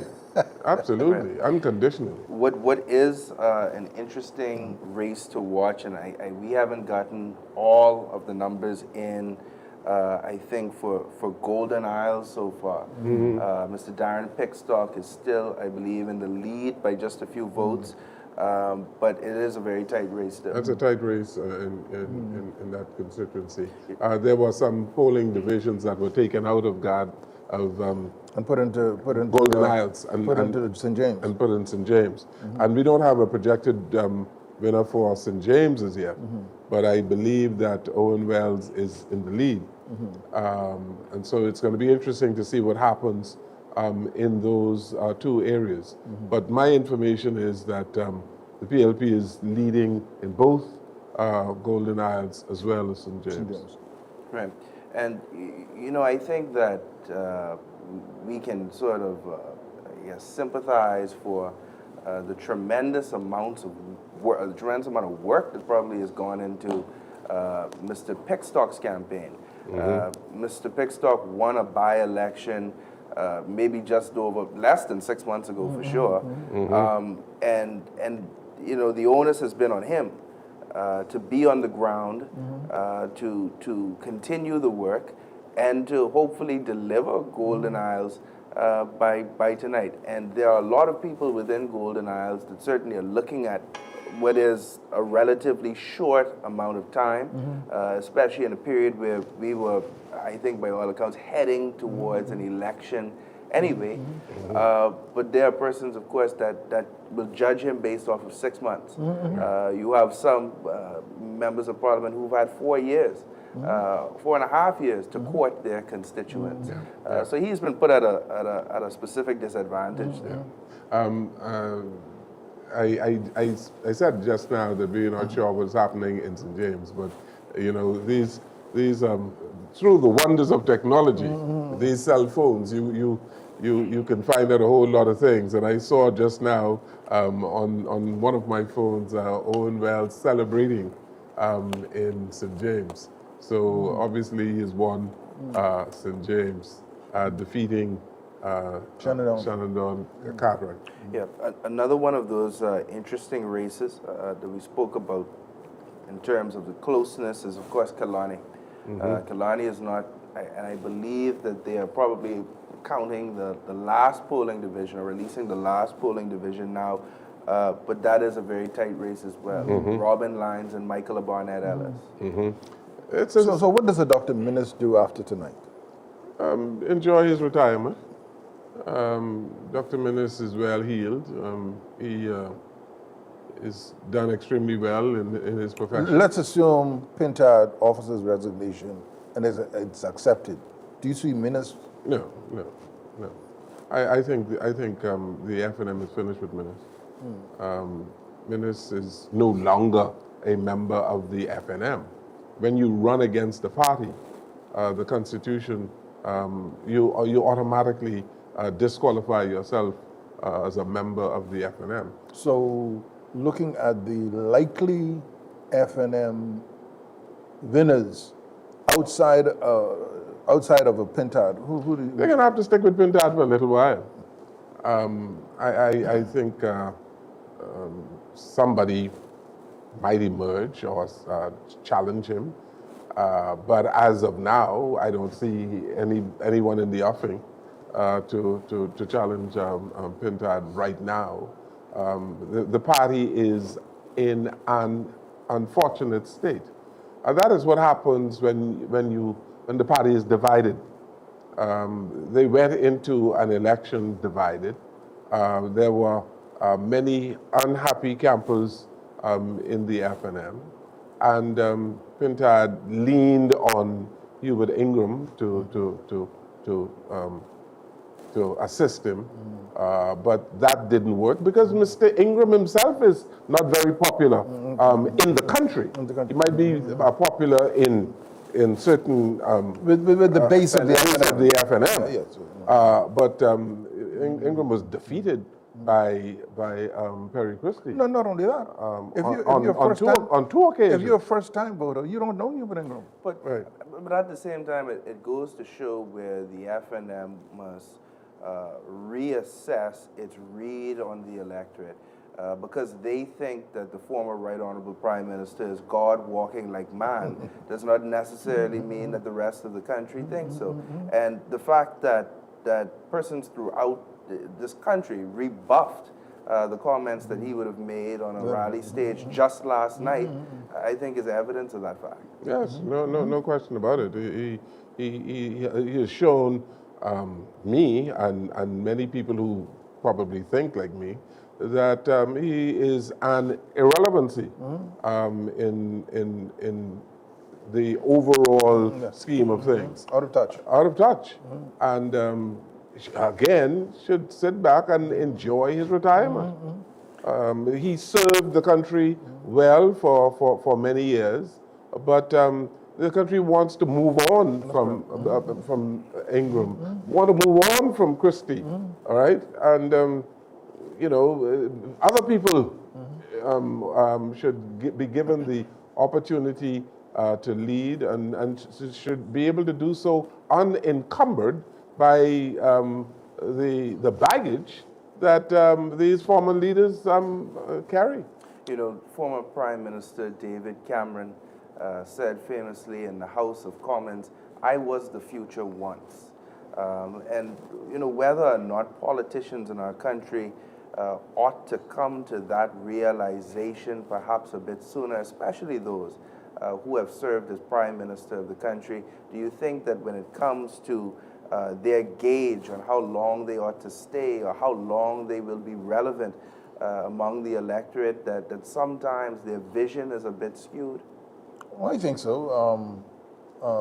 But I don't blame Mr. Ingram. I blame Michael Pintard. The one lesson that he hasn't learned is that a daffodil cannot grow under an oak tree. So by bringing Mr. Ingram out, he turned himself into some sort of hothouse flower. absolutely. Yeah, Absolutely. yeah. Because he admitted to himself, you know something? I cannot bring this cake home.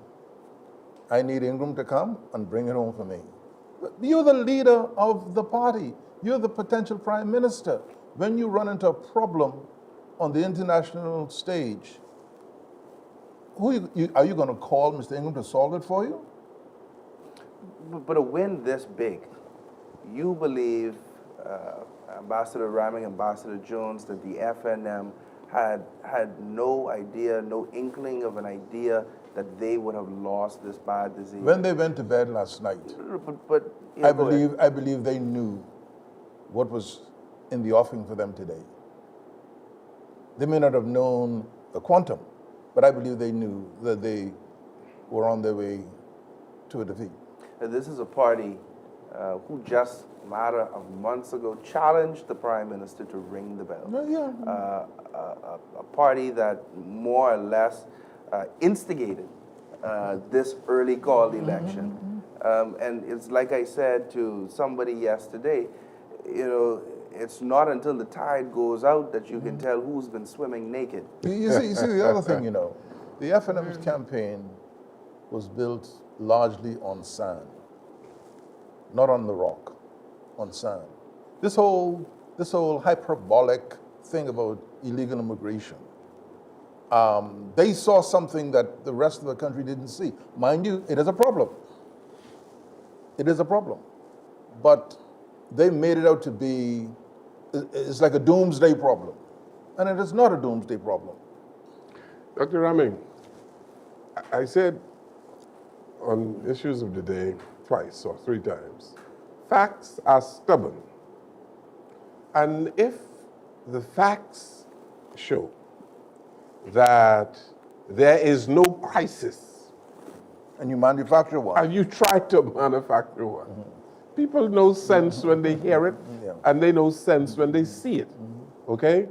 If you say the economy is bad, and Moody's upgrade the country on 2 occasions within a year, and all of these investments are being announced, and you see construction is going well in the country, all right? And you tell intelligent people that the economy is bad, then they are going to look at you with a jaundiced eye. do not believe your lying eyes. And that is what the electorate did, and showed that the FNM, that listen, we just don't believe you. Yeah, that's correct. We just don't believe what you've been saying. And so that is why they have been rejected in the way they have. You know, For example, Pinto had called a press conference. by the way, Pickstockers won in Golden Isles. Oh, well. Pinto had called a press conference, and he had 2 voters' cards. He said the same voter had 2 voters' cards. And I'm saying to myself, okay, the same voter has 2 voters' cards. He takes one and he goes to vote at 9:30, and he puts his thumb in the ink. What's he going to do with the next card? Or he says, this person is dead. Here's a person and he's dead. Well, that means the person cannot vote.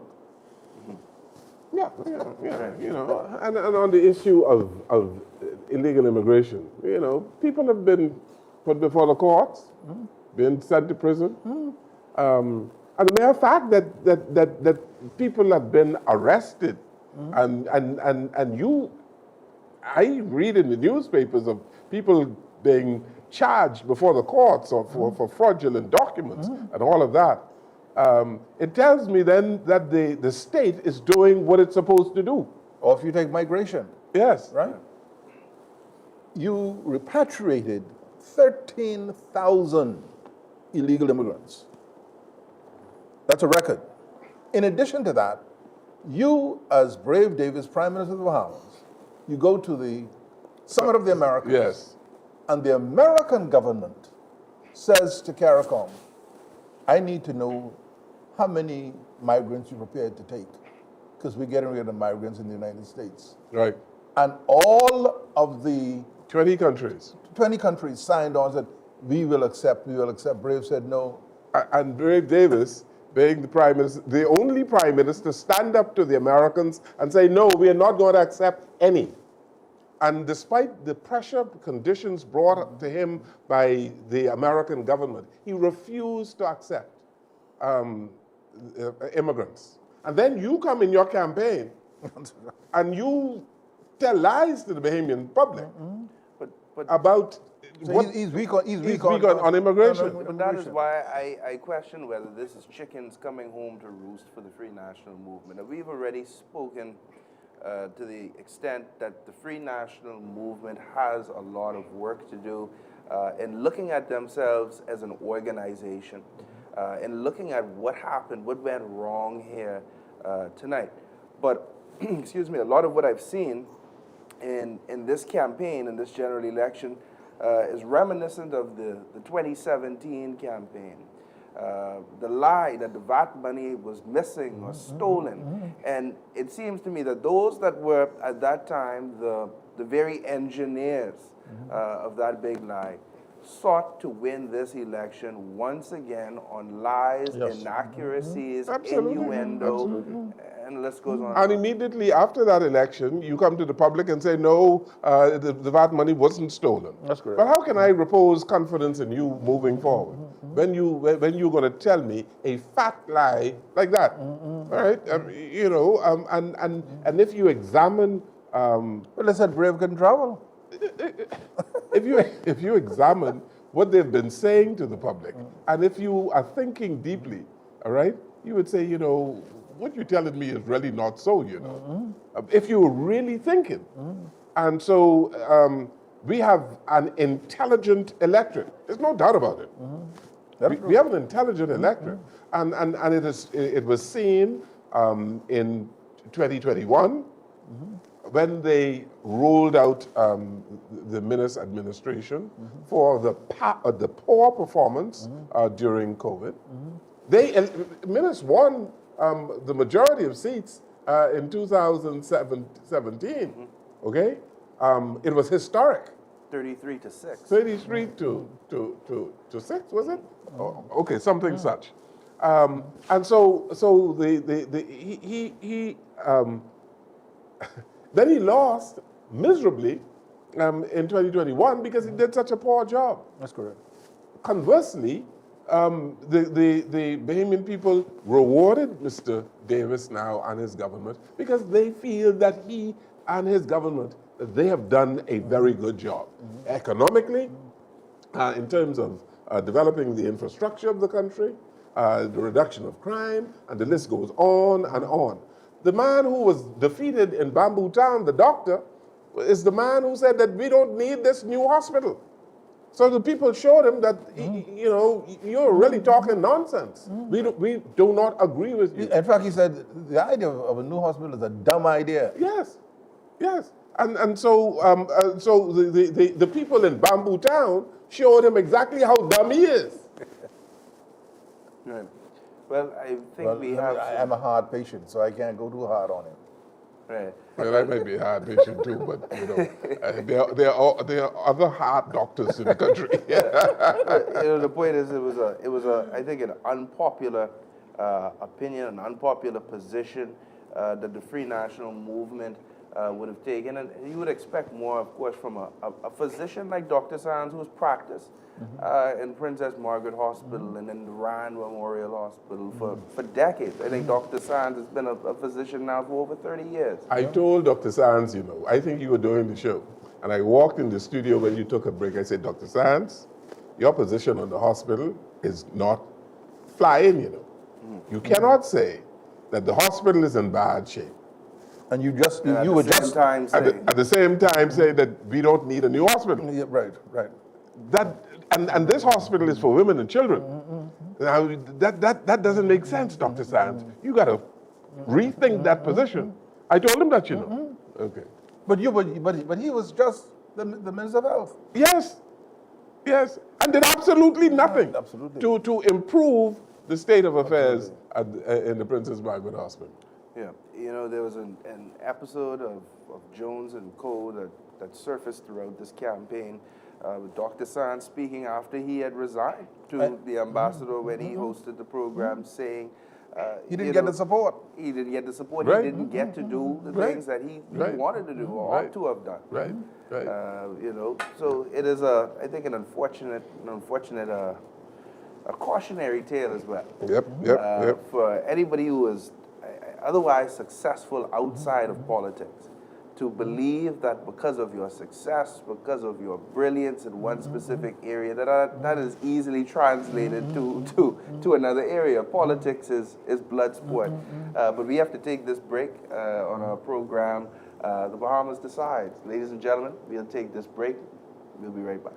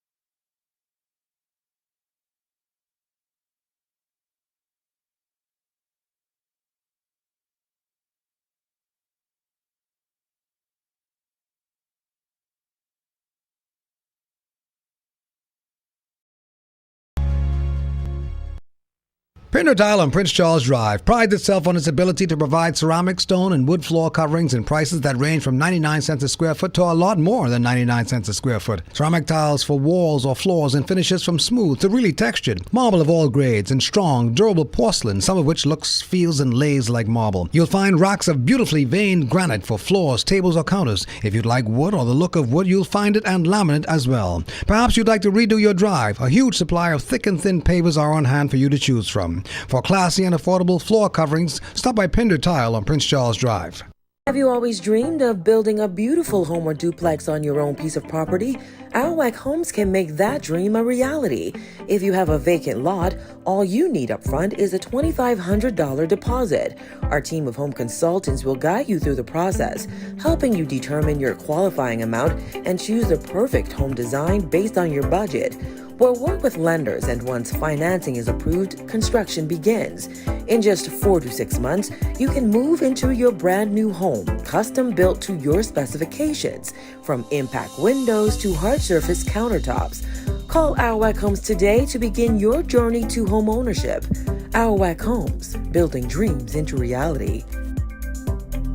I want Bahama Grill when I get hungry. Call us at 356-4745. Barbecue pork ribs or baby back and the beef brisket. You got to try that. Add mac and cheese, potato salad, plantain and rice. I go too. Call 356-4745. I want Bahama Grill, morning, noon or night. Donkey Kong postcode, grill or fry some soup and snapple. Fresh veg, green salad, even roast corn. Once you visit Bahama Grill, you want to come back. Shell Unleaded improves your fuel economy, giving increased miles per gallon, allowing you to do more of what you really want. Special additives used in Shell Unleaded improve your engine's efficiency. So go further with Shell Unleaded. Venture out to beaches, jungle, and festivals and bring home memories that will last a lifetime. Shell, fueling journeys that matter.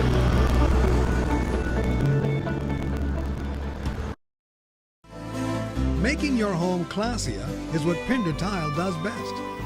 Remodeling the kitchen, Pender has a selection of glass, stone, and metallic mosaics that's mind-boggling. Finding the right marble for your floor has never been easy. Pender's selection will keep you busy for quite a while. Perhaps you're leaning towards something more durable, like porcelain.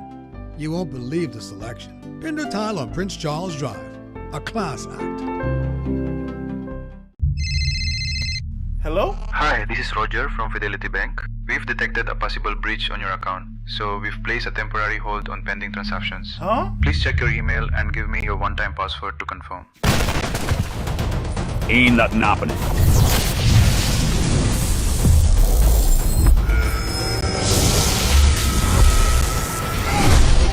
Whoa. Remember, Fidelity will never ask for your account details. If in doubt, contact us first. Fidelity Bank, protecting what matters most.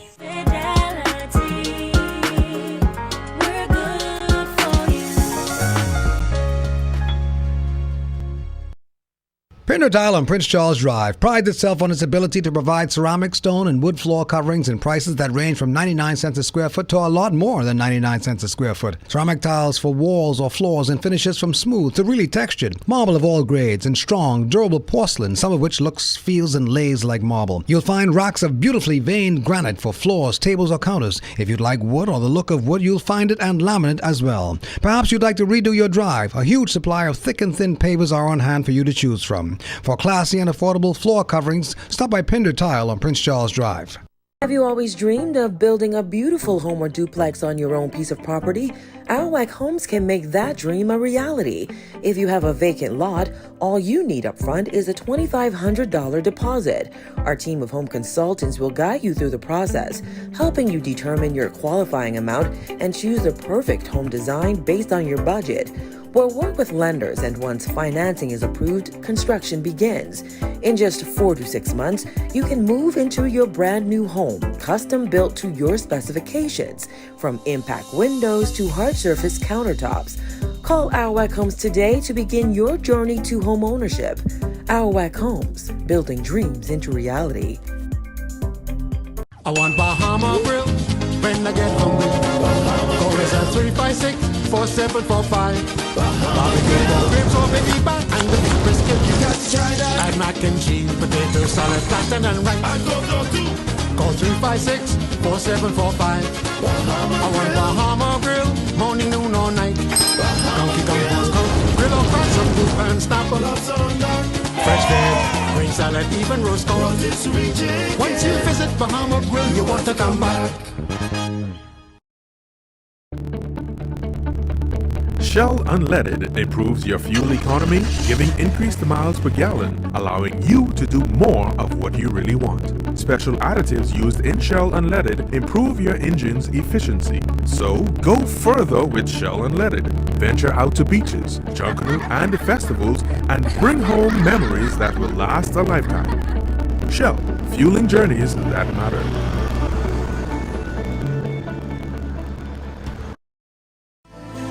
Making your home classier is what Pinder Tile does best.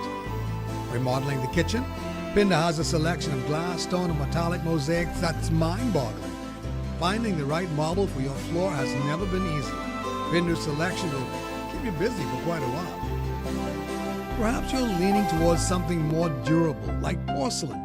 You won't believe the selection. Pinder Tile on Prince Charles Drive, a class act. Hello? Hi, this is Roger from Fidelity Bank. We've detected a possible breach on your account, so we've placed a temporary hold on pending transactions. Huh? Please check your email and give me your one-time password to confirm. Ain't nothing happening.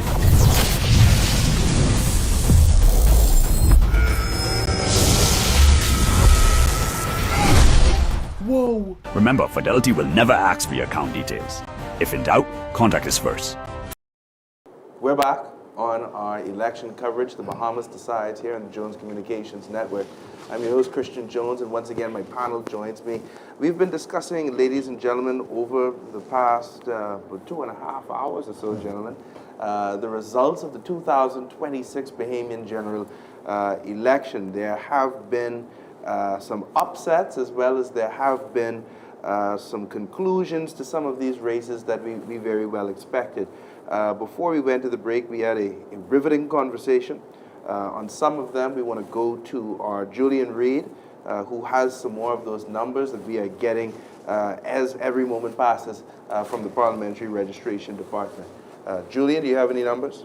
Yeah, we have lots of others, but I'll give you a sort of an array of some of them so you get a feel as to how things are going. First of all, Pierre Glover Roll has been declared the projected winner for Golden Gates with 1,918 votes, as has Lincoln Deal. Of course, several others. Angliston has gone to Glenda's Hannah Martin as well. But let me give you something out of East Grand Bahama and Fort Charlotte, just so you get a feel for it. East Grand Bahama, polling division number 6, 4 for the COI, 36 for the FNM, 62 for the PLP, 27 in polling division for the COI, 69 for the FNM, 44 for the PLP.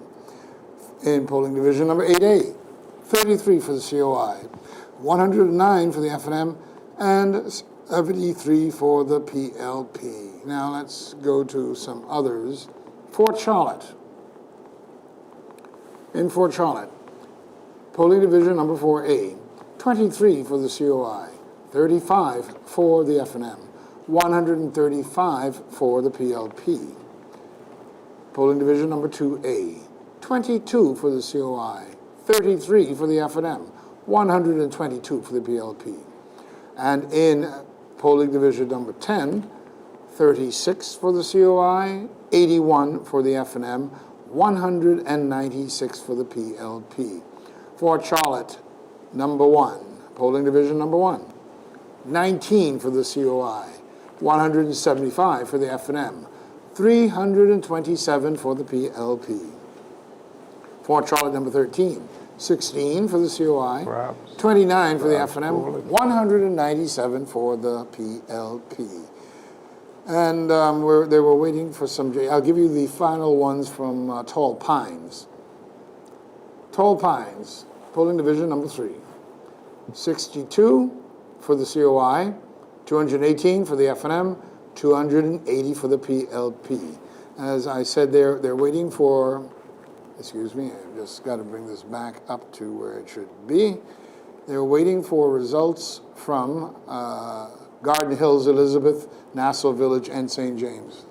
Not sure why they're taking long to come through officially. Okay. Well, thank you, Julian. Sure. Gentlemen, I have a question as well. It is about 3 minutes past 10 o'clock. I have not heard as yet that Mr. Pintard has made a call to Mr. Davis to concede this election. Do you think... I don't think he will. In everything that's been said, the allegations, the accusations about fraud and stealing elections, do you think he will? You know, quite frankly, given what I'm told took place and the number of people who weren't on the register in some constituencies and some people who voted on yellow ballots or protest ballots, that's what you call them, Mr. Dr. Rami. The PLP could probably win more seats than we now know. It is projected that the PLP can win as much as 33 of the 41 seats. Some of the losses have been very narrow losses. For instance, in Kalani, the FNM won that by 23 votes. In Central Grand Bahama, the FNM won that by 67 votes. In Marcal, it was very few. I can't remember exactly what it was, but less than 30 votes or something such. The PLP could have won 3 more. Yes. And so it is a huge vote of confidence in the leadership of Prime Minister Davis, and the Bahamian people rewarded the government for doing a fine job. Now, people in opposition would disagree with that, but again, facts are stubborn. The people have spoken, and it is said that the voice of the people is as the voice of God. That's correct. Now, some people say the voice of the people is the voice of God, but I'm told that it is as the voice of God. So, you know, it is raining on the outside, and the PLP is supposed to assemble at Clifford Park this evening, but I don't know if the rain is going to allow that, but suffice it to say that crabs are crawling. Well, I guarantee you there will be a spontaneous motorcade. Yes. Oh, certainly. Yes. There will be a motorcade. You know, I remember covering and following the outcome of the last general election and the scene outside the PLP headquarters on Farrington Road. Dr. Raming, Mr. Jones, it was like going to Junkanoo. When you look at the amount, the sheer volume of people that were out there, they even had a tractor in the middle of the road running back and forth over FNM paraphernalia. This evening, and I believe the Prime Minister perhaps will be making his way from Cat Island as well to join. If weather permits, yeah. If weather permits, to join these crowds of PLPs, expecting to see their leader following such a decisive victory. Yeah, he is certainly, I guess the plan was to assemble at Clifford Park this evening. I saw something that came over social media that they were planning a huge rally this evening at Clifford Park. I don't know if that is going to still happen. As I mentioned, it's raining at least here at our studios. But you know, in the tropics, it doesn't rain too long, so the rain might abate sometime soon, and they might still assemble. But you mentioned whether or not Mr. Pintard has phoned the Prime Minister to congratulate him. We don't know, because I assume that Mr. Pintard himself might be in his constituency in Marco City, in Grand Bahama, and the Prime Minister certainly went to Cat Island. But I believe that at some point in time, Mr. Pintard would find it necessary to make that call. Right. I want to ask both of you gentlemen, because I know we spoke about the former Prime Minister, Mr. Ingram, a bit. This question is not about Mr. Ingram, but about Mr. Davis. Of course, Mr. Ingram would have won a second term. For this, of course, when he goes out to these F&M rallies, they play the song Simply the Best. That is, I think, Mr. Ingram's, his real claim to fame. Despite or beside even winning the election after 25 years of a Pinling government, is the fact that he was able to get a second term, that the people doubled down on Ingram in 97. Mr. Davis has now done just that. He has won himself a second term. Now, the political atmosphere is different now than it was then. You can argue perhaps it was harder to win a second term now, or easier than it was for Mr. Ingram to do so in 97. But the question that I have is winning the second term as a prime minister, not being done in the past 30 years. We spoke about what that means for development. But doesn't that put Mr. Davis in a class all on his own as a prime minister? At least for the second part of the 21st century. Yes, it's quite an achievement to have won 2 consecutive terms. And I believe that based on the plans that the government has to move the country forward, if he were a younger man, he'd probably go at it again. But I doubt that he would be interested 5 years down the road in continuing. So I believe that Mr. Davis simply wanted 2 terms to continue the work that he has commenced. And the great strides that we see going on in the country. Man, just look at it, man. If you're going to put 2 airports in Cat Island in one term, okay? Absolutely. I don't know if you've ever been to Cat Island, but when I saw the airport that was officially opened the other day, it's impressive. Yes. And Cat Islanders in New Providence must have rewarded the government, no matter which constituency they're living in, for that achievement. That's correct. Long Islanders in New Providence or Grand Bahama would have rewarded the PLP government for what they see going on in Long Island. And Exhumians, the same thing, for what they see that happened in Exhuma. So we live in one little country called the Bahamas, a very small population, very connected through familial situations and all of that. Our roots are in these islands, and there's some big things are happening in the island of your birth. You're going to feel good about it, and you are going to reward the government for whatever good they are doing or would have done in the island of your birth. Absolutely. And that is what has taken place. Right. Well, gentlemen, we have to take another break. Before we do so, if we have any numbers, I want to perhaps go to Julian Reed so we can get some of those numbers before we take our last break. Okay, we've got Elizabeth, some numbers here that you might want to hear. Polling division number 4, 36 for the COI, 91 for the F&M, 148 for the PLP. Elizabeth, polling division number 5, 54 for the COI, 93 for the F&M, 173 for the PLP. Polling division number 6 in Elizabeth, 37 for the COI, 97 for the F&M, 148 for the PLP. Elizabeth, polling division number 7, 35 for the COI, 162 for the F&M, 312 for the PLP.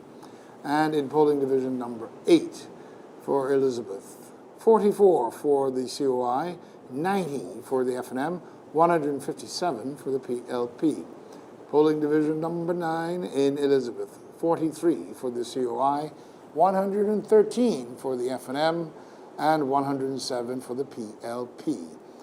In polling division number 10, 60 for the COI, 70 for the FNM, 139 for the PLP. Polling division number 11 in Elizabeth, 29 for the COI, 88 for the FNM, 158 for the PLP. Elizabeth, polling division 12B, 27 for the COI, 65 for the FNM, 106 for the PLP. In polling division 12B in Elizabeth, 31 for the COI, 57 for the FNM, 95 for the PLP. And the final one in Elizabeth, 31. This is Elizabeth polling division 13, 31 for the COI, 74 for the FNM, and 118 for the PLP. And that ends Elizabeth. Right. Well, certainly, gentlemen, that ends. We're getting a count, an unofficial count. 33 for the PLP, 8 for the FNM. 33 seats for the PLP, and 8 for the Free National Movement. And the FNM would have won Michael, Freetown, Marco City, Central Grand Bahama, East Grand Bahama, Long Island, St. Anne's, and Kalani, unofficially, because some of those, as I mentioned, are very close. Yeah. 23 votes in Kalani, a very small number in Michael, 67 in Central Grand Bahama, and the lady in Long Island performed extremely well this time. And the PLP had projected, the leadership had projected 33. So they're right on the money. Right. You know, I know we spoke about the PLP space. Quickly, before we go to a break, I just want to talk about the FNM space. Because when you look at the constituencies that the FNM has won, Michael, Freetown, Central Grand Bahama, East Grand Bahama, Marco City, Long Island, St. Anne's, and Killarney, the last 6 of them would seem to be those constituencies that the Progressive Liberal Party has always had a problem winning. Killarney, St. Anne's, Long Island, Marco City, East Grand Bahama, Central Grand Bahama. So it seems pretty typical. Which means that they've picked up no ground, Right. the FNM. Right. Lost ground, actually, Yes.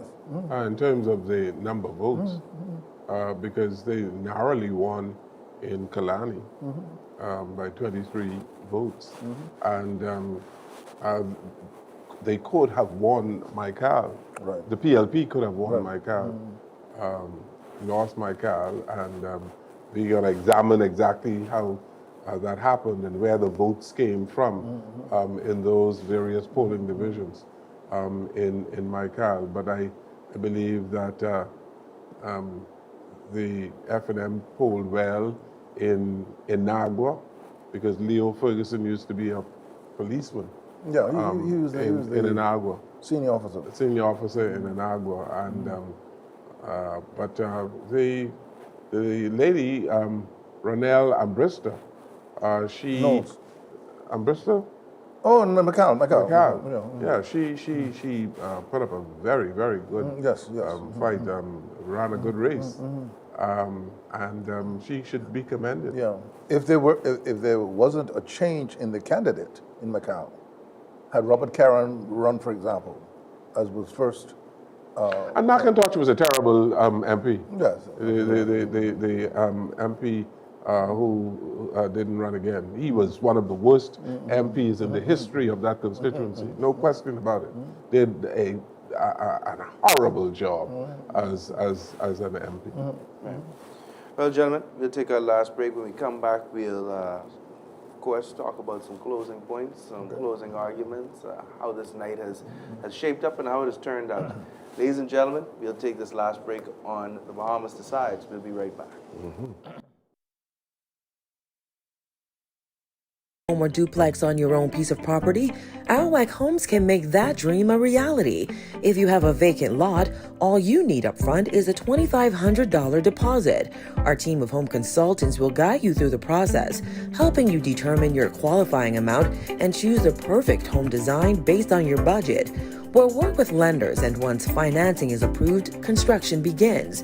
In just 4 to 6 months, you can move into your brand new home, custom built to your specifications, from impact windows to hard surface countertops.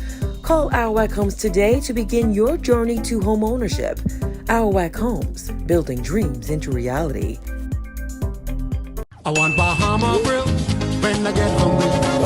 Call us at 356-4745. Barbecue pork ribs or baby back and the beef brisket. You got to try that. Add mac and cheese, potato salad, platter and rice. And go too. Call 356-4745. I want Bahama Grill, morning, noon or night. Donkey Kong Balls cook, grill or fry some soup and snapper. Fresh veg, green salad, even roast corn. Once you visit Bahama Grill, you want to come back.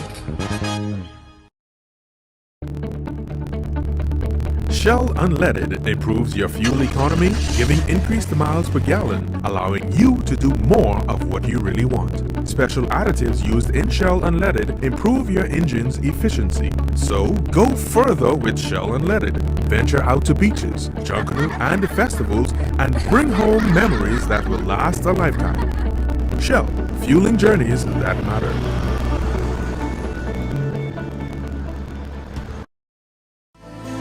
Making your home classier is what Pinder Tile does best.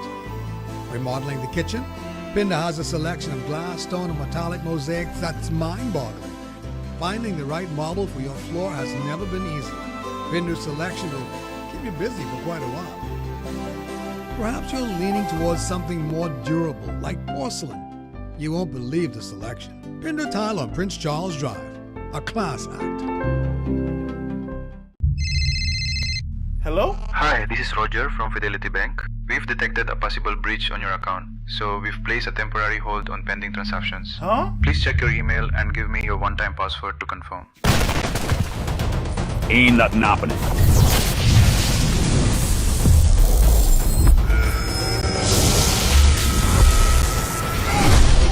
Whoa. Remember, Fidelity will never ask for your account details. If in doubt, contact us first. Fidelity Bank, protecting what matters most.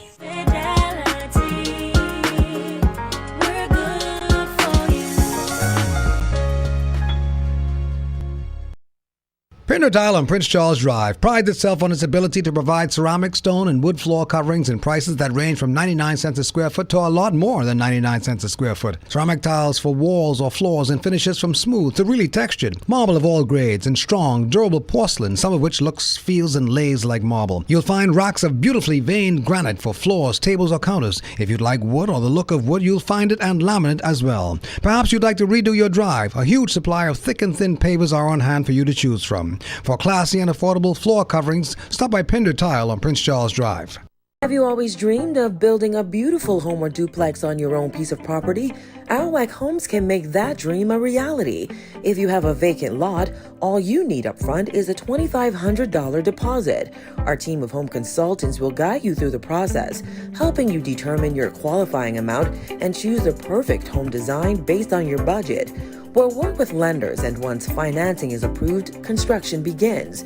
In just 4 to 6 months, you can move into your brand new home, custom built to your specifications, from impact windows to hard surface countertops. Call Alwac Homes today to begin your journey to home ownership. Alwac Homes, building dreams into reality. I want Bahama Grill when I get hungry. Call us at 356-4745. Barbecue pork ribs or baby back and the beef brisket. You got to try that. Add mac and cheese, potato salad, platter and rice. And go too. Call 356-4745. I want Bahama Grill, morning, noon or night. Donkey Kong Balls cook, grill or fry some soup and snapper. Fresh veg, green salad, even roast corn. Once you visit Bahama Grill, you want to come back.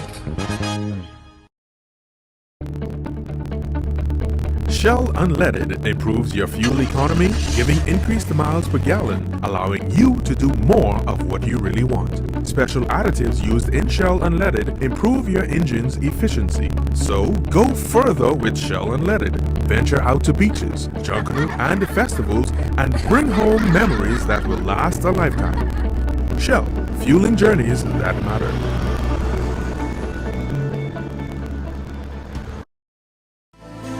Making your home classier is what Pinder Tile does best. Remodeling the kitchen, Pinder has a selection of glass, stone, and metallic mosaics that's We're back, ladies and gentlemen, on the Bahamas Decides this evening, of course, and the evening has almost come to an end. But we have been talking about the general election. We've been looking at the numbers. Before we went to our break, we gave you what is so far a preliminary count. 33 seats for the Progressive Liberal Party and 8 seats for the Free National Movement. As we get ready to, of course, conclude our program, I want to ask both of you gentlemen, of course, we've talked a lot about what this means for the parties, what it means for the government, for the Progressive Liberal Party, what it means for the Free National Movement. I anticipate by the end of the week, Mr. Davis will announce his next cabinet. But in terms of what you think the Progressive Liberal Party must prioritize doing going forward, not only to be an effective and successful government in our country, but also looking down the line to the next election, the next general election, the next potential by-election. What do you think that the Progressive Liberal Party, starting tomorrow, ought to do?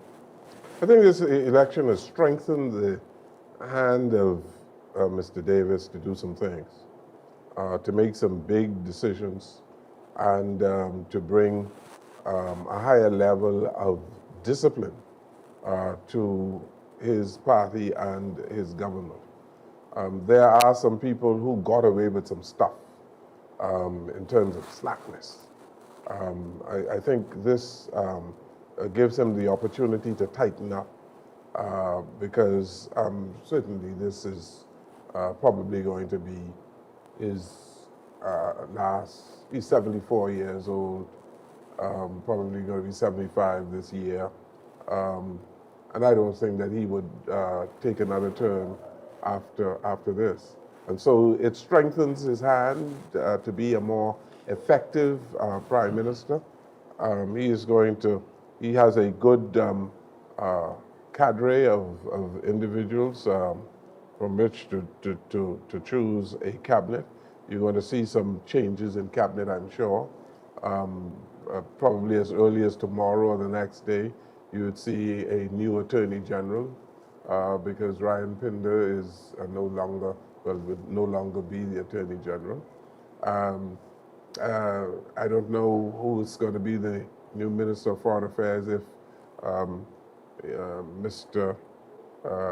Davis, whether or not he is going to ask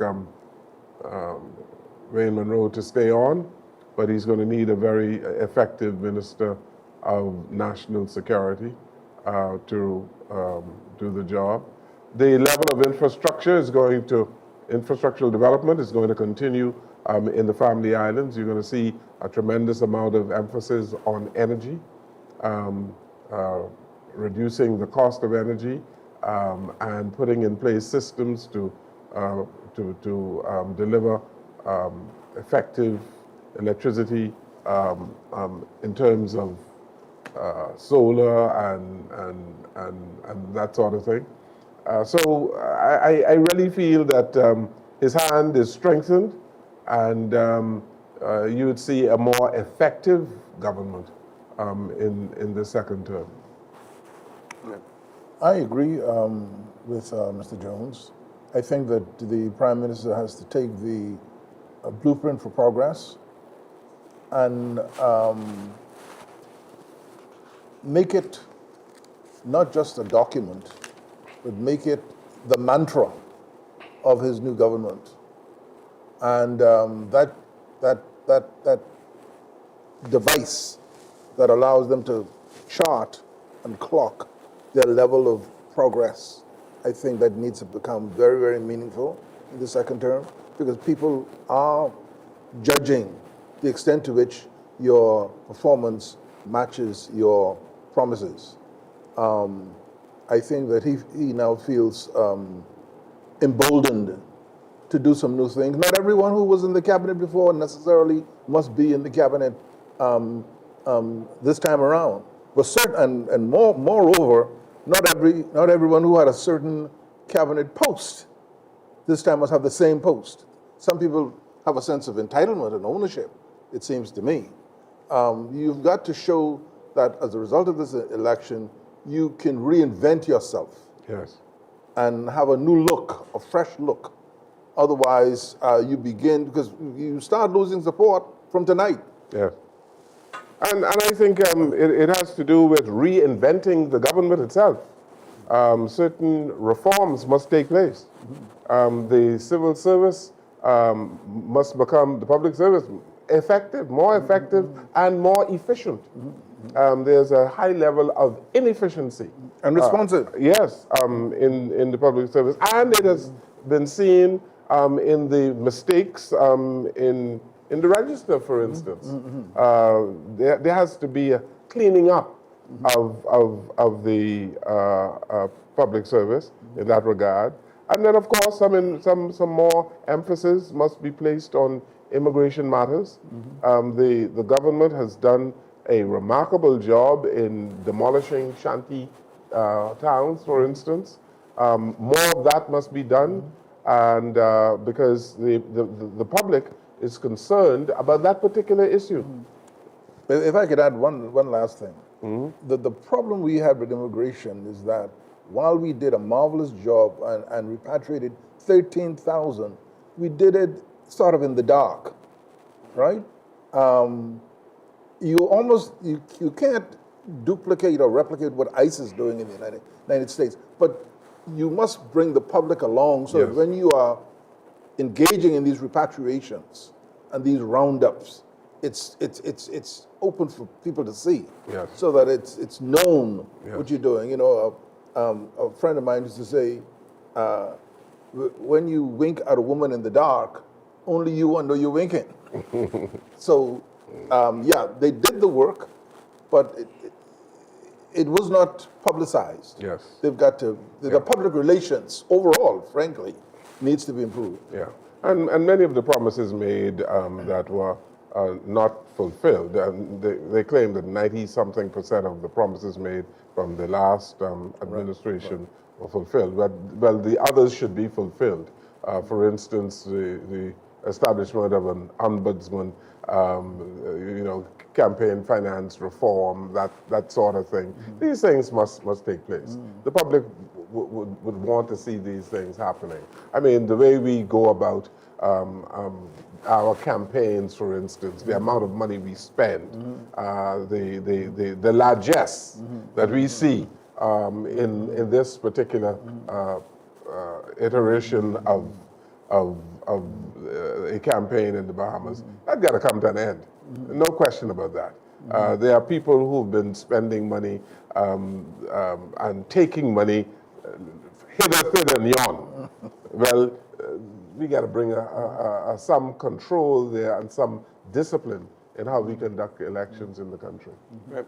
Certainly, when we talk about the issues, more work in terms of how candidates, how politicians engage with these issues with the general public. And I think that piggybacks on the point that Dr. Raming made about bringing them along, about keeping them informed as to what their government is doing. And I think that's about it. But as we prepare to sign off, gentlemen, tonight has been historical. No question. It has been a monumentous evening. No question. I remember back in the election in 2012, 13-year-old boy falling asleep watching this election coverage on this program. And to be able to participate in this with both of you, it certainly has been a moment that I will not forget for for the rest of my life in journalism, in media. But I thank you both, and I think that, you know, of course, we end this program talking about future of our nation, talking about, of course, our love for our nation, and asking that question, the motto of the Bahama Journal, Quo Vadis Bahamas? Well, Christian, Where you know, goest thou? I would like, I'm so proud of you. You know, you've done a fantastic job. And, you know, I've come to realize now that it was money well spent, my brother. You continue to make me proud. And this is a treat for me to sit as a guest on a program that you are hosting, anchoring the election returns in 2026. I couldn't ask for anything more, anything better. I think you not made me proud, but your whole family proud. So I thank you so very much for the fantastic work that you've been doing, not only during this election, but for the last 4 years. Right. Well, gentlemen, thank you very much. And Thank you. Thank you very much. I understand that we have Mr. Pintard's concession speech. Oh, okay. As we end our program this evening, our producers will play our concessions, Mr. Pintard's concession speech for our public. Very good. But ladies and gentlemen, we thank you for tuning into this program this evening, and we hope you have a good night. Good night.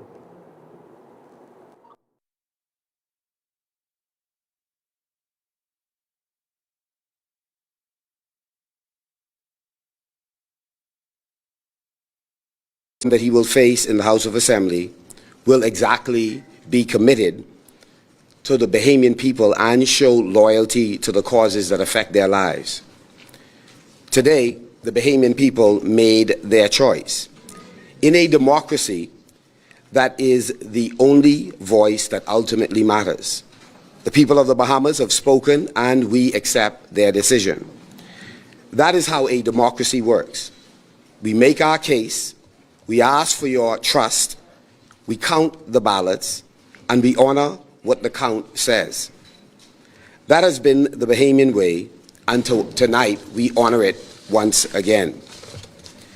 To every Bahamian who voted today, thank you. Thank you for showing up. Thank you for taking your democracy seriously. Whether you voted FNM, PLP, or for any other party or individual, you are the reason this country still belongs to its people. To the tens of thousands of Bahamians across these islands who voted for the Free National Movement, I am and we are grateful to you beyond what words can express. Because of your efforts, we have expanded our numbers in the House of Assembly. And so it is my privilege to congratulate and welcome the new members of Parliament. Now, bear in mind, these numbers be official tomorrow, but let me welcome Michael, Member of Parliament J. Leo Ferguson, Freetown Member of Parliament Lincoln Deal, Central Grand Bahama Member of Parliament elect Fraser Gibson,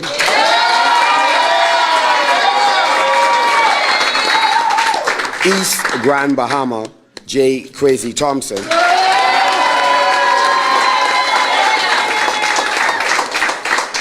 Long Island Member of Parliament Dr. Andre Rollins, St. Anne's Adrian White, and Kalani Michael Barnett Ellison. Michaela Barnett Ellis. You believe in a different kind of government.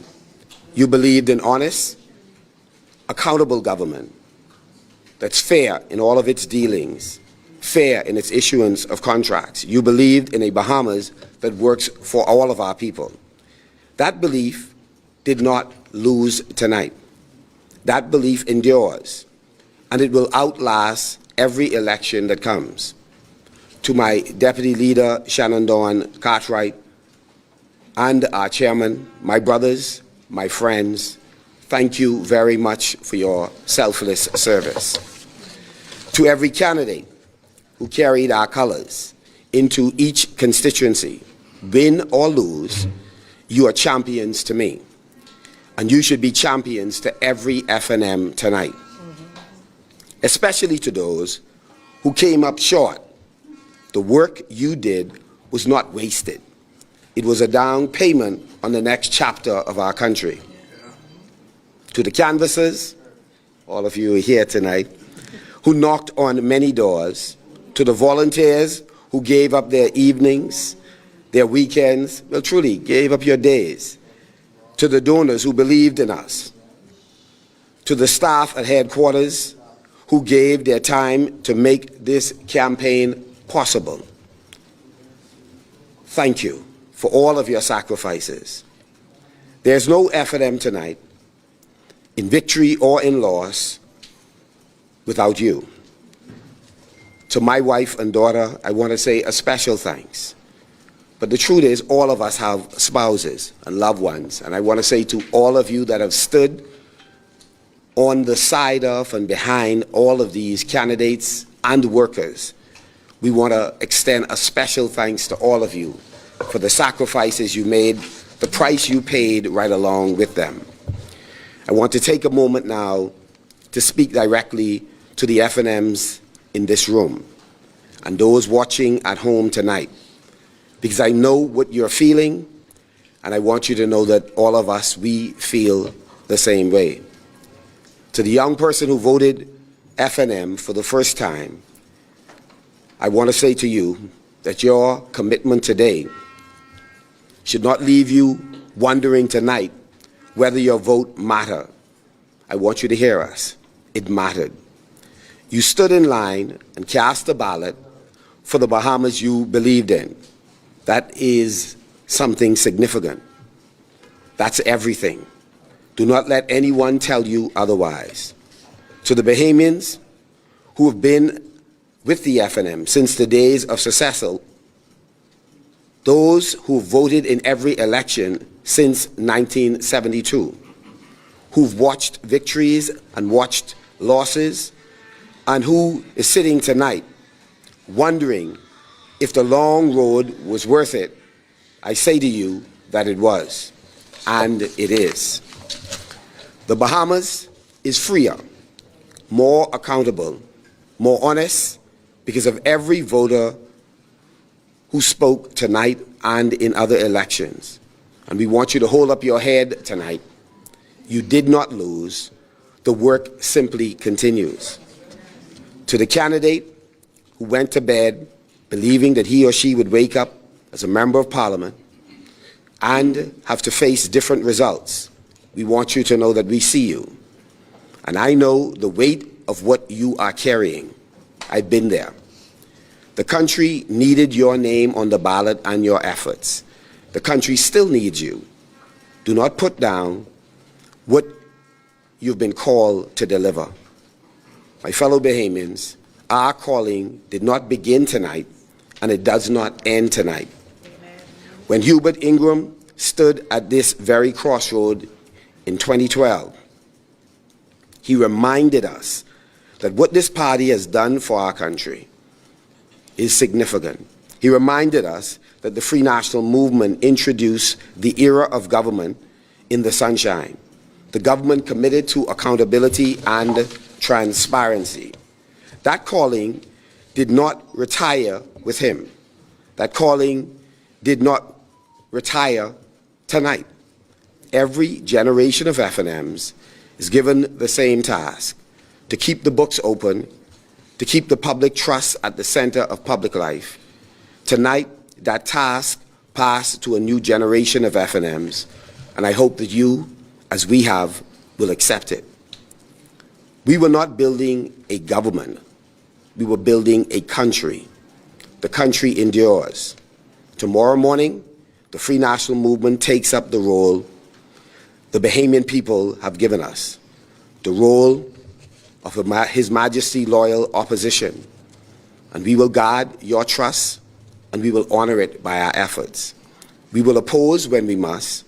We will agree when the government's plans does serve the Bahamian people's interests, and we will oppose when it doesn't. We will never, ever forget who sent us to that house, nor the friends who stood by us, the donors who contributed to this party. Not the powerful, but the people of these family of islands who deserve a government that works for them. And so, whether that government is ours or someone else's own, tonight the result was not what we had hoped for. But the country we love did not disappear when the polls closed. The Bahamas we love is still there. It's still ours, and it's still home. To the people of Marco City, who have honored me with the privilege of representing you again, I want to say thank you. I will continue to serve you with everything that I have. And to all of you that are in this room tonight, every day I recognize that I stand on your shoulders, that you've given me the rarest of opportunities to serve our community, and I will do so vigilantly. To every Bahamian on every island, in every constituency, on every party, to all of you, even those who have no party at all, may God bless the work that we have done. May God bless the work yet to come. May God bless this beautiful country, and may God bless the Commonwealth of the Bahamas.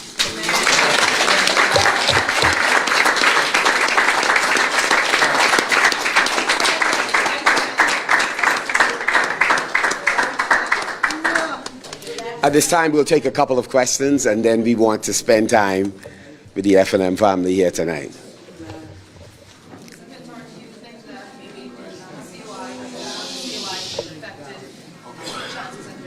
No, it was clear that not only COI, but independents. We made the point during the election that a vote for the COI or a vote for an independent is to really, it's a vote for the PLP.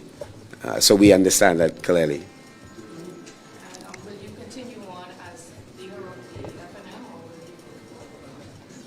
I believe in conventions. I've honored it. Over the time that I've served as leader of the party, in 4.5 years, we have held 3 conventions, 2 that involved the leadership. So I'm absolutely committed to that convention. But more importantly, I'm committed to having a discussion with the team. And over the course of the next few days, we will make a decision, and we'll let you know. And what's next for the party? Oh, the work continues. No retreat, no surrender. We should expect a leadership convention. I mean, I've addressed convention matters. That one over. Yeah. Any other questions? No, we'll pass on the statements today. Thank you very much for coming, ladies and gentlemen of the press, and again, good night, Bahamas.